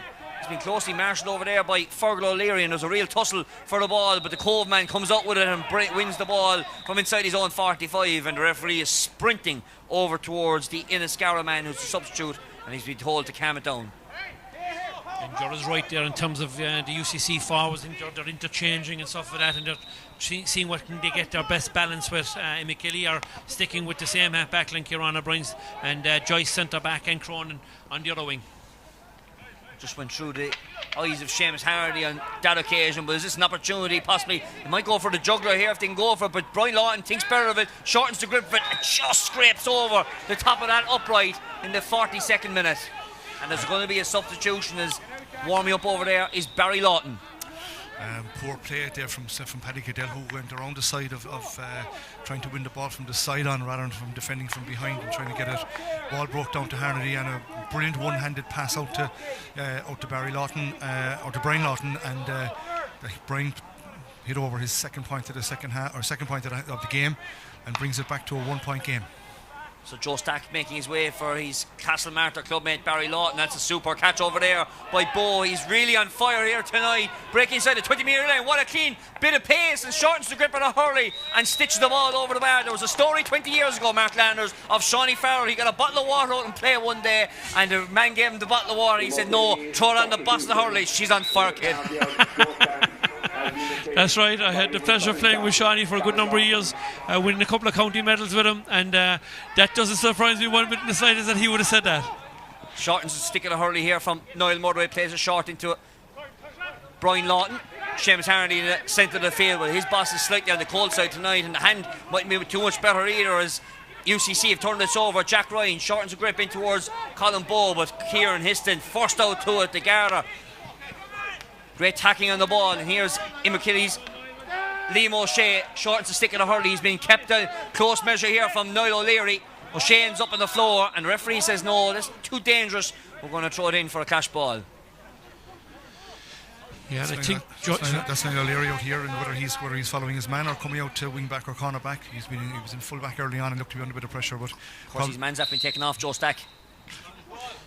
Yeah, I think Liam O'Shea has actually gone into full forward. As Harnedy now looking for his first score and gets it from the 45-metre line, and took 44 minutes for him to get on the score sheet. Yeah, an important score again. He won a great ball. Like, and now is obviously, when the game starts coming down to championship minutes with 15, 16, 17 minutes to go, a very important score from Harnedy. So it's the college by a point as Dahi Heffernan sends it into the clear dark sky here under lights of Páirc Uí Rinn. What a catch over there by Colin Barry. Sends it short to Barry Lawton, that is. Going in front of the Imokilly dugout at the Boring Manor roadside of the ground. Under pressure. Got up off the knees. He's under pressure once again. He's harried and hassled. No fault, says the referee. Play continues on at an acute angle. 20 metres out, but goes to the left-hand side and wide. And he had done brilliantly, Patrick, to be honest with him, because he had won the ball 70 yards out, kept it in front of him, fell, kept the ball going again and picked it up. I thought he probably deserved to get a point out of it, but again, it's another white from Imokilly. I think there's 9th overall in the course of the game so far. Conor Bowe climbed highest on that occasion, tried to be flicked up there by Kilworth's Owen Carey. Ball worked short through the lines as Conor Bowe pops that ball inside. Just didn't work out. But he's got a great pass outside out towards Shane Conway from the 45-metre line, similar to Harnedy's. And he says, what you do, pal, I can do better for Kerry and the college. Yeah, a very, very competent player, and UCC, great score just before the water break, but UCC start to be getting into their stride at this moment in time now after 45 minutes. Their handling has been excellent, and they seem to be just that slight little bit slicker now than Imokilly at this moment. Yeah, they're big players again. I mentioned at half time, Conor Bowe, Conway, Montgomery, Keogh. They're the guys they're looking for. They're the guys that are, that will need to lead us over the line. And you can see some really good play between the lads there, like looking to trying to find each other with the opportunities. Bowe looks a serious player tonight, lads, in the context of players standing out there. He's got a turn of pace. He's a big boy, and I think obviously he's someone that Colin Bonner would obviously be looking at from a point of view of. He obviously he's come with a high reputation, kind of went off the radar a bit in the last kind of 18 months, but obviously now he looks really a serious player tonight. He's on 5 and 3 wides, and I think Imokilly are still looking at maybe still John Cronin is still marking him, and he won a ball there on the 45-metre line, and he left John Cronin for dead, so He's really on fire tonight. So again, UCC looking to those 4 players. Again, Imokilly are going to need Harnedy. Shane O'Regan needs to get on, in the game a bit more. He's had 3 out of 3, you know what I mean. But just trying to get him on the ball enough. Correct. Yeah, and I think it's more the possession that UCC I think have probably the lion's share of the possession at the moment, and they're certainly a way more slicker in terms of their hand passing, and probably their support play as well is slightly better. I think Imokilly's probably isn't as good as what it has been down through the years, but they have lost a huge amount of quality players as well, and obviously the likes of Bill Cooper isn't available tonight, Colm Spillane isn't available either, and losing Willie Leahy before the game has certainly hurt Imokilly. Colm Spillane, Mikey Russell all throwing in. 1-5 to 4 points that quarter for the college. They won by 4 points, so from a 2-point deficit at the half, it's 2-point lead at the 3/4 time as Niall O'Leary under pressure from Harnedy pops that ball outside out towards Keating, scoops outside to Jack Ryan, loose pass back inside to the cornerback Conor McGoldrick. Good footballer as well, as we saw on Saturday. There wasn't a good stick work there from the Aero man on that occasion. Close quarters there from Shane O'Regan, got a great strike on it. Oh, what a score! What a score from the Watergrass Hill man. Well, Joe just mentioned it just at the third water break that Imokilly need to get him on the ball. We're having the clash that I was looking forward to, Joe, after 10 minutes. Shane O'Regan has gone into full forward to Niall O'Leary. I'm expecting a few sparks there before the game is over. Sean Desmond from Watergrass Hill in for Liam O'Shea of Lisgould as the puck lands in the half-back line. Kieran Joyce under pressure. He's got an advantage coming here for Brian Lawton. He's looking for another score to add to his tally. It's going to land in short as Imokilly playing with a slight breeze in this second half as the college keeper Dahi Heffernan pucks the ball out straight down on top of the throat of John Cronin. There's the hand being held, free advantage, free shot taken, no advantage accruing, a free right in the centre of the park on that far side for Imokilly. Yeah, John Cronin did well there under the long ball again. I think UCC might be better off maybe to look at maybe bringing people through the lines rather than a situation of long puck outs on top of the Imokilly half-back line where there's a lot of bodies there and hard to win possession, but you can see why he's doing it. He's obviously trying to get Conor Bowe on the ball. So change the free taker for Imokilly with Liam O'Shea gone off, so big free here for Barry Lawton. Change for UCC. Owen McCarthy makes his way off for Keith O'Leary in the forward line as Barry Lawton now taking this one. One free taker for another. This now is pulling left and wide, and that's going to start killing Imokilly towards the end of this game. Well, I'd mentioned that earlier on in the game, Patrick, that the free taker is a very, very important person in any team, and a free like that needs to be put over the bar. 1:16 to college, 1:15 Imokilly as we play out this final quarter of the college and divisional section final. Ball walked inside towards the full forward line, walked around the body there from second half substitute. Coming on momentarily was Keith O'Leary in towards the full forward line. Great block down inside there on the UCC man. Kieran Joyce just juggling himself around, and Captain Cullen Barry clearing duties back there. Long ball in here, first out to it is Niall O'Leary. Pops the hand pass outside towards Shane Conway. Sees the man free in space. Great catch inside there by Paddy Cadell, the Tipperary senior panelist. Switch the play over towards that far side of the field. Owen Carey in space. We know he can score. Oh, just lands short as Jack Barry was stepping behind his goal line but kept the hand outside of the line. Sends it short to Mark McCarthy. Dink pass over the top as Imokilly trying to get on the counter-attack. Kieran O'Brien under pressure inside here from Fergal O'Leary. O'Brien just scoops the ball over the top. That's uncharacteristic from the St. Edith's defender. It's walked outside out towards Conor Bowe. He pulls in the shot but goes right and falling right and wide. Yeah, wrong option there. Conor Bowe got a lovely ball from Paddy Cadell, but Mark Keogh was running forward in a much better position. Bowe obviously thought that his shooting boots were in tonight, but rather just lacked a bit of composure there. Keogh was in a better position. If he fed Keogh, it was a definite score. And I suppose one thing, Shane O'Regan didn't last long in the full forward line. I think on Niall O'Leary. Now Harnedy has gone in to the full forward line, I think, on Niall O'Leary. Puck out over towards that far side, but it's won by UCC man over on that far side. That's the goal scorer, Owen Power. Under pressure, has been turned over here by Brian Lawton. Here's John Cronin evading two tackles, gets through him. Advantage coming. Ball's walked inside. There is an overlap. Mark McCarthy with possession. Hand is down from the referee. Is he going to level this game? He does. He does level the game. We're outside 10 minutes left the clock. 1:16 apiece. It's a great score by the man who's making his debut tonight from Ahada. He's got 2 points, one in the first, one in the second half. And great bust forward from Cronin, even though he's probably under pressure from his marker tonight. He's gone through an awful lot of ball himself as well. Done it. His last 5 minutes he's been really good. He's come into the game and he's as I say, he's been one of their leaders for a number of years, and he's really been really good in the last few minutes. Barry Lawton broke the ball and won the breaking ball at the same time. There was a bit of a incompetency there between the two Lawton brothers, and Shane O'Regan said, get up my way, Brian, I'll take on this one. Turns back on the left hand side, sees the man Barry loose on the inside. Lawton turns back on the right hand side, checks back left. Well, that was a bit of a rush shot there. Got a bit of a rush of the blood to the head, and that ball going to the right and wide for Imokilly's 5th wide of the second half. Barry Lawton's had 3 of them at this stage, since he's come on, but he's getting on the ball. He's had a couple of wides, but this game is right in the melting pot. 10 minutes to go. This could go either way.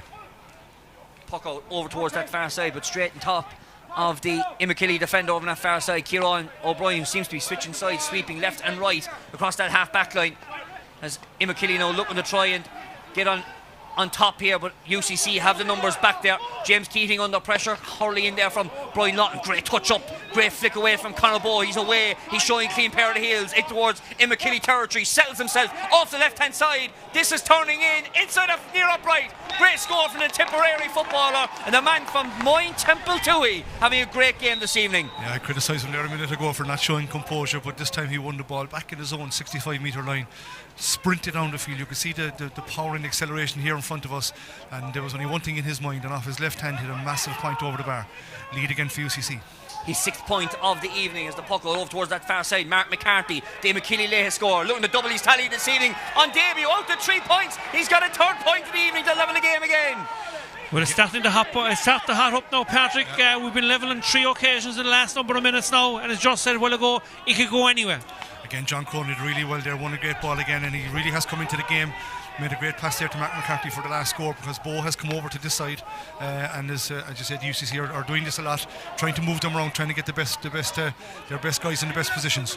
There was one Watergrass Hill man to another. Shane O'Regan to Sean Desmond under pressure. Desmond has won the breaking ball back off UCC man, but Barry Lawton well broken down there by Paddy Cadell, and a chance now for the college to try and get away. Cadell through the centre of the park in towards the full forward. Mark Keogh playing deep out towards the 65-metre line. The man from Kilsheen and Kilcash pops the ball outside to the Kerry star, the Lixnaw man Shane Conway, who kicks the lead once again for the college. Yeah, and the pace of the game has increased significantly in the last number of minutes. I suppose both teams are sensing now the next round of the championship. Yeah, we're coming down the home straight with 8 minutes to go, and the pace has picked up. Puck out down the centre of the park from Jack Barry, and it's won once again by Owen Power, the goal scorer early in this second half. Working through the lines out towards the hot star, the footballer from Tipperary, Conor Bowe, looking for his 7th point of the game, and he's got a Conor Bowe. UCC's big players again. Paddy Cadell winning the ball from the puck out. They've put Shane O'Regan as centre forward, putting Harnedy inside at the top of the inside in the full forward line. And I think Paddy won a great ball again to Conway. Plenty of composure. Found Conor Bowe, who was loose, and again off a great score off his left hand side. Barry Lawton winning the breaking ball, squirts out with a tackle on that occasion. Here's Shane O'Regan from the centre of the park looking for the full forward line. Niall O'Leary against Seamus Harnedy, 2 players who have trained against each other all year in the Cork panel. Harnedy turning back at the right hand side, typical Harnedy score, and now he's starting to show his skill that he can show. Yeah, and I'd say Patrick at this stage is visibly limping, but I'd say he's refusing to go off at this stage. He wants to see this game out. I know it's hurt him a lot last year that he couldn't play in this game, and UCC were fantastic in the championship afterwards, and they felt that Imokilly probably lost an opportunity to contest the latter stages of the championship. I suppose also at the time when they were going for 4 in a row, and he was their captain as well, huge part of the game. That's a very controversial free. I thought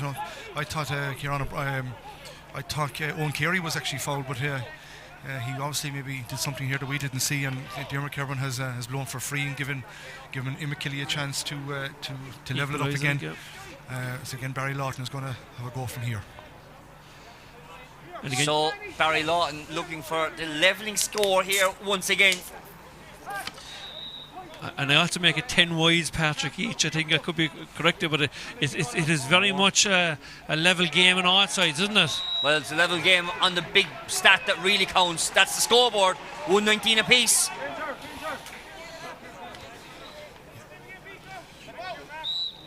So Barry Lawton getting his first free of the evening. Puck out over towards that far side. The College looking to try and get an escape route on this, but Barry Lawton is in on it again. He's looking for his first score from play. Sending this one in, it's all the way in, all the way to the left hand side and wide. There was a finger being raised down at the end of the table here, but just goes left and wide. I was actually watching the keeper in the UCC. I thought, looking at him, he thought it was over the bar. Puck out down towards this near sideline. Conor Bolton, he's landed a bit awkwardly there as this ball's been walked in from Brian Lawton in towards the full forward line. Looking for a flick on there was Seamus Hardy. And the ball now worked out through UCC's Shane Conway outside his own 45 metre line, being met by Sean Desmond. Here is Bo, he's back on his feet, showing good clean pair of heels.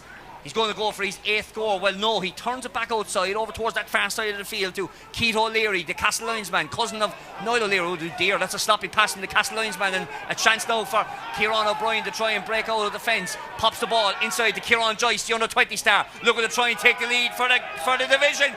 On his debut tonight, Kieran Joyce with a 70-yard score. It's a magnificent score from young Joyce. Bases loaded, 119 each, 5 minutes to go. Joyce got the ball inside his own 70-yard line and struck a magnificent score off his right hand side, and Jura wasn't stopping either, going over the bar. Oh, great score, an absolutely brilliant score. I know Dermot Kerwin had his hand up, but Kieran Joyce wasn't to know that, and a great score. But interesting, Conor Bowes seems to be struggling with that leg injury. That's going to be a big impact as to what happens here. In fact, that's the goal scorer Owen Power, who's down in front of us. We'll tell you the substitute in a moment, because Mark Keogh, close control. Oh, that deserved the score, to be fair about it. Gone to the left hand side and wide. Killian O'Dwyer from Killinall is in for the last 5 minutes. There's a free actually going to be awarded. Killian O'Dwyer in for the goal scorer Owen Power. Yeah, Killian O'Dwyer, better known as a cornerback with UCC for the last number of years. He was on the Tipperary panel for up to last year. He's now gone in centre field rather than gone in cornerback, so they put him out centre field. So a big opportunity here from Shane Conway. It would have been a brilliant score from Mark Keogh if he'd put it over the bar, but again, Dermot Kerwin had blown for the free. He's a very good sub to have Jerk coming in at this stage of the game. He was the man that Tipperary put on Tony Kelly a number of years ago when they were playing against Clare, so that's the quality of player the UCC are able to bring on this evening. Shane Conway with his free to level the game, and he's done that. We're into the last 3 minutes as there's a Imokilly substitution. He's going to be made inside the full forward line as number 20 Alan Fenton, another man from the Castle Lions Club, coming in, and it's Shane O'Regan going off. That's a bit surprising. A bit surprising here, from that point of view. He's 4 points contributed tonight, to be fair. Bit unlucky now to be taken off, I think. Puck out over towards that far side of the field. Well, bit of a ruck now starting to form, really the first one of the evening. There's a chance inside here for Kieran Joyce, who has won the breaking ball on that occasion. Ball's walked in by Seamus Hardy. Is there a push in the back? There is on the Eagles, Cork and Imokilly star. Just shows again, Seamus Hardy under pressure got from the pass that he got, and Owen Carey went in straight in, high tackle around the head. That's a free every single time, and you gotta defend better than that in this situation where you're coming down the wire, 2 or 3 minutes to go. The forward under pressure out towards the sideline, make him take the shot, as Mark said. Don't be giving away easy frees. This gives Barry Lawton a chance again to put Imokilly ahead.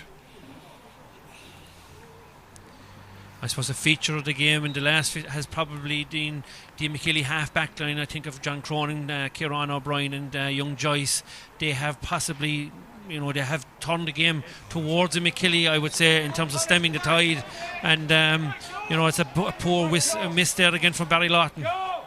So I make that now 7 wides, 13 playing 11 in favour of Imokilly in the wides count. 90 seconds of normal time remaining here in Páirc Uí Rinn, and remember, we have to get a winner on the night as Seamus Hardy intercepts that pass inside. Hardy going down the left tram line. What a hook inside there by Owen Carey. He's under pressure over there from both Carey and McGoldrick on that far side of the field, and it is the UCC defence who have turned that ball over from Hardy and it's cleared out by Paddy Cadell over towards that far side of the field. Great catch over there, pops the ball inside to Conor Bowe. Well, if there's one man you want to get on the right end of the stick, that is Bowe. He sees a better option outside him. James Keating it is, the man from Kildare, looking for his first score of the game. Not greatly struck though, it's going to land short, and Jack Barry says, you know what, let's keep this phase of play going. And from the 13 metre line, the referee has just stopped play from absolutely nothing.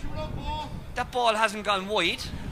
I say assume the linesman must have thought the ball was gone wide, because he came in when the ball was in play. Jack Barry was coming out the field with the ball, so he must have assumed that the ball was gone wide. So he's restarting with a puck out. Well, Must be strange. Mix up there between Stokes and Corwin on that occasion. Ball clearly not going out of play, but it's chance now for Imokilly. Well, there was a high hurley across John Cronin quite clearly in front of us. Not given. And it's a chance now for the college. They're in there in numbers. Keith O'Leary deep inside there. Conor Bowe fighting for the ball. Here is Shane Hagerty. He's got the possession. Walking down the tram line, pops the ball outside. Alan Fenton, it's second half substitute. Man from Castlines, he just spilt the ball at the crucial juncture as we start the injury time. 1 minute of injury time to be added. So this could be the winning score here from an Imokilly point of view. It's gone in and over the bar. Mark McCarthy it is. Great score from Mark McCarthy, but I think quite annoying that we had the announcer telling us there's a minute to go when the ball is in the middle of play and in the forward line. I thought was can be quite off-putting at times. Here's John Cronin again. John Cronin bursting that ball inside into us. Seamus Harney. Is this a second chance? Well, no. Here's a chance now for UCC. They need a score off this one, off the edge of the play. Working over towards that far side. Keith O'Leary, the Castle Lines man. Is he going to score against his division? He's not. He's not. It's gone right and wide. I don't think Jack Barry is going to be in any rush to pick this, Patrick. There's only 4 seconds left on the clock. It is imperative that UCC win this puck out, because if they don't, I think Cameron Carroll will blow it up. And it's all over on the division. The division have beaten the college and got their revenge last year. UCC winning by 3 points last year. And it's Imokilly winning in a cracker tonight by a solid 3 points. Yeah, fantastic result, I think, for Imokilly. Probably both teams would have settled for a draw, I would say, with 5 minutes to go. I think the maybe the greater hunger of the Imokilly half-back line in particular, John Cronin, having his man conceded a lot of scores for his man, he actually turned it into the game, I think, in the last 10 or 15 minutes. He had a huge influence on the game in terms of getting Imokilly back into it. And I thought Hannity late in the game as well won an awful lot of 50-50 balls. He ended up scoring a couple of points, but he was involved in nearly everything that was good about Imokilly in the second half. And I suppose, the debut man, Mark McCarthy from Mahada, you'd have to give him strong mention. He had a magnificent debut tonight, scoring 4 points from play. I think UCC will be gutted to go away this evening, having not got a result. They probably had the best hurler on the field in Conor Bowe, who ended up, in my count, 7 points from play. Conway, obviously, at centre forward, had 7 points. I think something 3 from play, 4 from frees. And again, I suppose they'll be really disappointed that they haven't got something from the match tonight. You feel hard done by 1 minute of injury time after all the substitutions that were made. Yeah, it's a fairness. I think Imokilly deserved to win the match at the end of the game tonight. Barry Lawton came in, had a huge impact on the game, and I think he had 6 or 7 wides. And I think they certainly had more opportunities at the end of the game. When the ball went in for the last score, again, UCC's main players, Conor Bowe, Conway, Montgomery, Keogh, they were all out the pitch. Maybe Keith O'Leary got the ball, and maybe instead of working it back out to get any one of those guys on, took the wrong option really and went for a score that really wasn't on. But 1 minute again, I just mentioned in commentary, the announcer announcing the 1 minute to go in the middle of the ball, right in the heartbeat of the game. I just think at times, I've seen it in games where a free taker might be over the ball. He's going to take a free, and next thing he gets this loudspeaker coming over. So again, that's only just a by. I think a great game of hurling tonight, really enjoyable game of hurling. I thought we were going to get extra time out of it. Well, the second half was a fantastic game. The first quarter was only 4 points to 4. You probably wouldn't have preempted it was a 121 to 120 at the end, but the last quarter I thought was outstanding, and great credit due to both teams on a Tuesday night to come down, and a lot of the UCC lads travelling a fair distance to be here this evening, and that shows the commitment to the college as well, that a lot of those lads would love playing with UCC. And Joe, you mentioned it as well last year, they're great friends for the 3 or 4 years that they're in college, and that's the commitment that they give towards each other to make that journey on a Tuesday night for the Cork Hurling Championship. But can I make this point, Joe? I don't want to be harping about referees here, but there was 8 substitutions in that second half. There was more than 1 minute. I'm not so too sure what they allow. Is it sometimes the different referees have different interpretations? Do you allow 30 seconds? It's 30 seconds, I think, in the county level, like. So again, at different stages, it did seem a bit harsh. It did seem that 1 minute didn't seem an awful lot. But again, look, that's, I think, from the point of view tonight, I think an excellent game of hurling, as Mark said. I think there's great credit to both sides. UCC guys coming down here in the middle of the club championship, especially in Tipperary, where you had 3 or 4 or 5 guys from Tipperary coming down today. Probably not with their clubs back in Tipperary mightn't be too keen on them coming down, but they do come down. They always turn up for UCC, which is a great sign.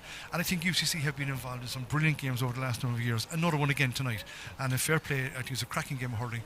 Well done. Imokilly were slightly the better side in the last 10 or 12 minutes. Yeah. They had chances to score. If Barry Lawton was more accurate, they probably would have won the game by more. But some cracking performances. Looking at Conor Bowe tonight, you could see why he's such a highly regarded player in Tipperary. He had a fine game. Conway again, 8 points again tonight, fantastic. But again, all round, fine performance. And Imokilly go on to Sunday night, where again maybe the game will bring them on tonight. But again, great to see Shandoon back in the competition again. They've been out of it for a number of years. Great to see Justin McCarthy back involved in with them, and great to see it. And Imokilly, as I say, as the season goes on, and the more games they get, and if they can combine playing with their clubs at different stages, they're going to be a handful, and you can see why they're up at the top of the betting. And you probably have a better insight more than any about Shandoon. Like, big game now for Shandoon to try and knock out the former champions. Of course it is, but it's brilliant to see them back. They've won 2 games. I think they've played Musgrave and they've played Duhallow, so it's fantastic to see them back in it. There's a bit of work gone into it over the last number of months, quietly behind the scenes, and it's great to see players from clubs that are not playing senior getting the opportunity to play in the Cork Senior Hurling Championship, and that's the beauty of it. And I think Imokilly tonight, I think, will take fierce heart from getting over UCC. A classic, a great, really last part of an hour. The pace was up and down, really, really good. You definitely say, like, Imokilly will, if they build on this and they're able to build on it, probably avoid the injuries that obviously Harnedy seemed to be struggling at the end. But again, 2 vital scores when it was needed at the end of the match. You'd imagine they will be certainly favourites to win next Sunday night, and they go into the quarter final, and there'll be nobody want to play them. And I think that's the point now, Mark, you wanted to pick up what George said there about the junior player and intermediate player, either with the college or with the division. In the division, and that is the real big thing, to be honest with it. And look, I suppose I'm a byproduct of that situation where, in 1995 we won the junior championship as a junior county at the time. I was playing with Imokilly, obviously went on and played intermediate, but was able to play in 2 county finals as well in 97, 98, and actually beaten in a replay in 96 by Avondhu when we were intermediate.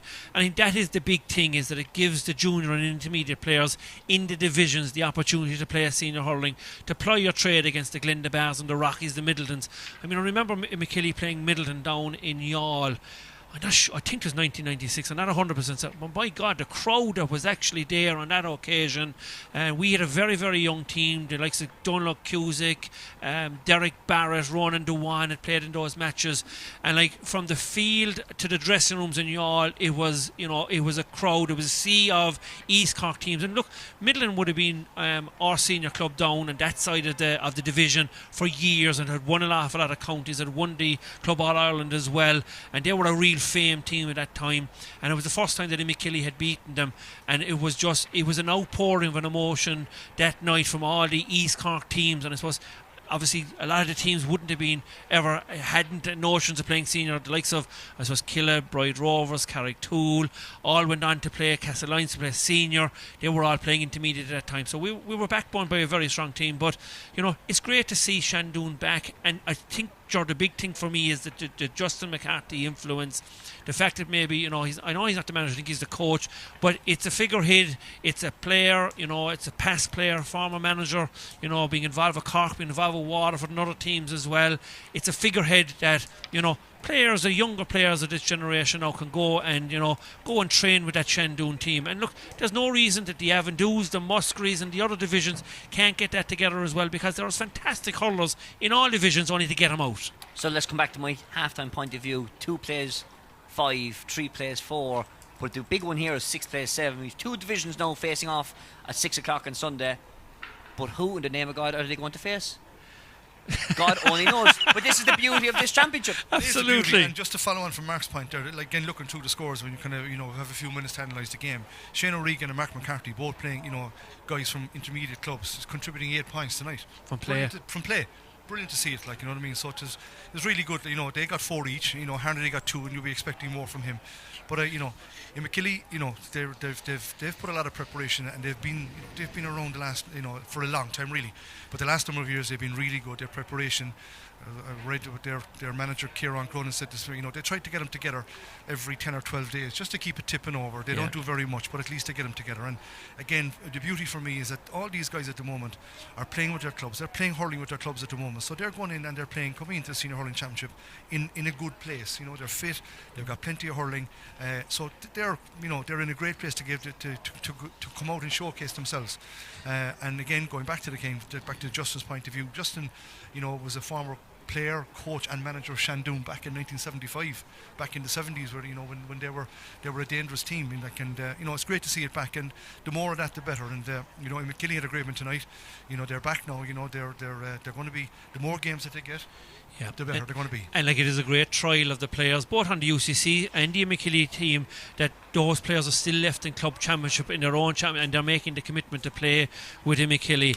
But I didn't know Joe that stat about the 1975 about Justin McCarthy. That's a magnificent pick up by the Shandoon board to actually have someone like Justin to be involved, and that's great. I mean, like, we grew up watching Justin McCarthy and hearing about Justin McCarthy and his skills, and it's just fantastic. But it's added a little bit more again to a fantastic championship, I would say. And like, I met a couple of lads coming in there before the game, and they were talking about the championship, and they were just saying the beauty of the championship is that nobody really knows who's going to be in what position at this moment in time.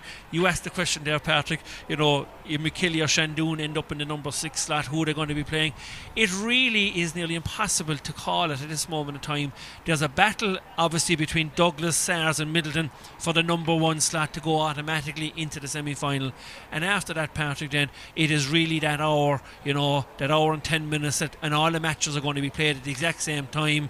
And I think I was with you in UCC in Park Equive last year when we were trying to put the permutations together and stuff like that, and every club will be doing those same permutations for that, you'll have the first quarter, you could be in the number 1 slot, you could be in the number 4 or number 5 slot, and as the quarters go on and the scores start to come in, Patrick, the computers and the calculators will be going left, right and centre. Sure will, and we'll be all looking forward to that, to the 10th of October. Ger Cunningham will leave the final word to you this evening.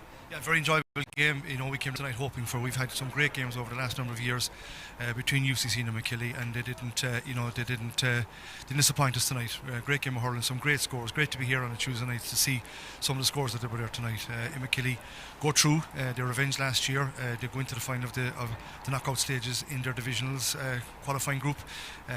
So again, they will get better. Again, fair play to UCC. I think they really, when they come up and they turn up, they give us great excitement, and a very enjoyable game. And looking forward to seeing Imokilly and Shandoon on Sunday night. Yeah, we look forward to it indeed. My thanks to Mark and Ger, who've joined us on commentary this evening. I did tell you at the start of the show, it was Champions League hurling at its best. It was creme de la creme, and it didn't disappoint. And thanks to all the team in the background, on behalf of myself, Mark, and Ger and all the team, and thanks to the Co-op Superstores for the sponsorship of the championship and the coverage. We'll talk to you all on the 10th of October when we see the round 3 club fixtures and deciding who faces who in the knockout stages of the Cork Premier Senior Hurling Championships. From all of us here on Parky Ring, it's a very good night.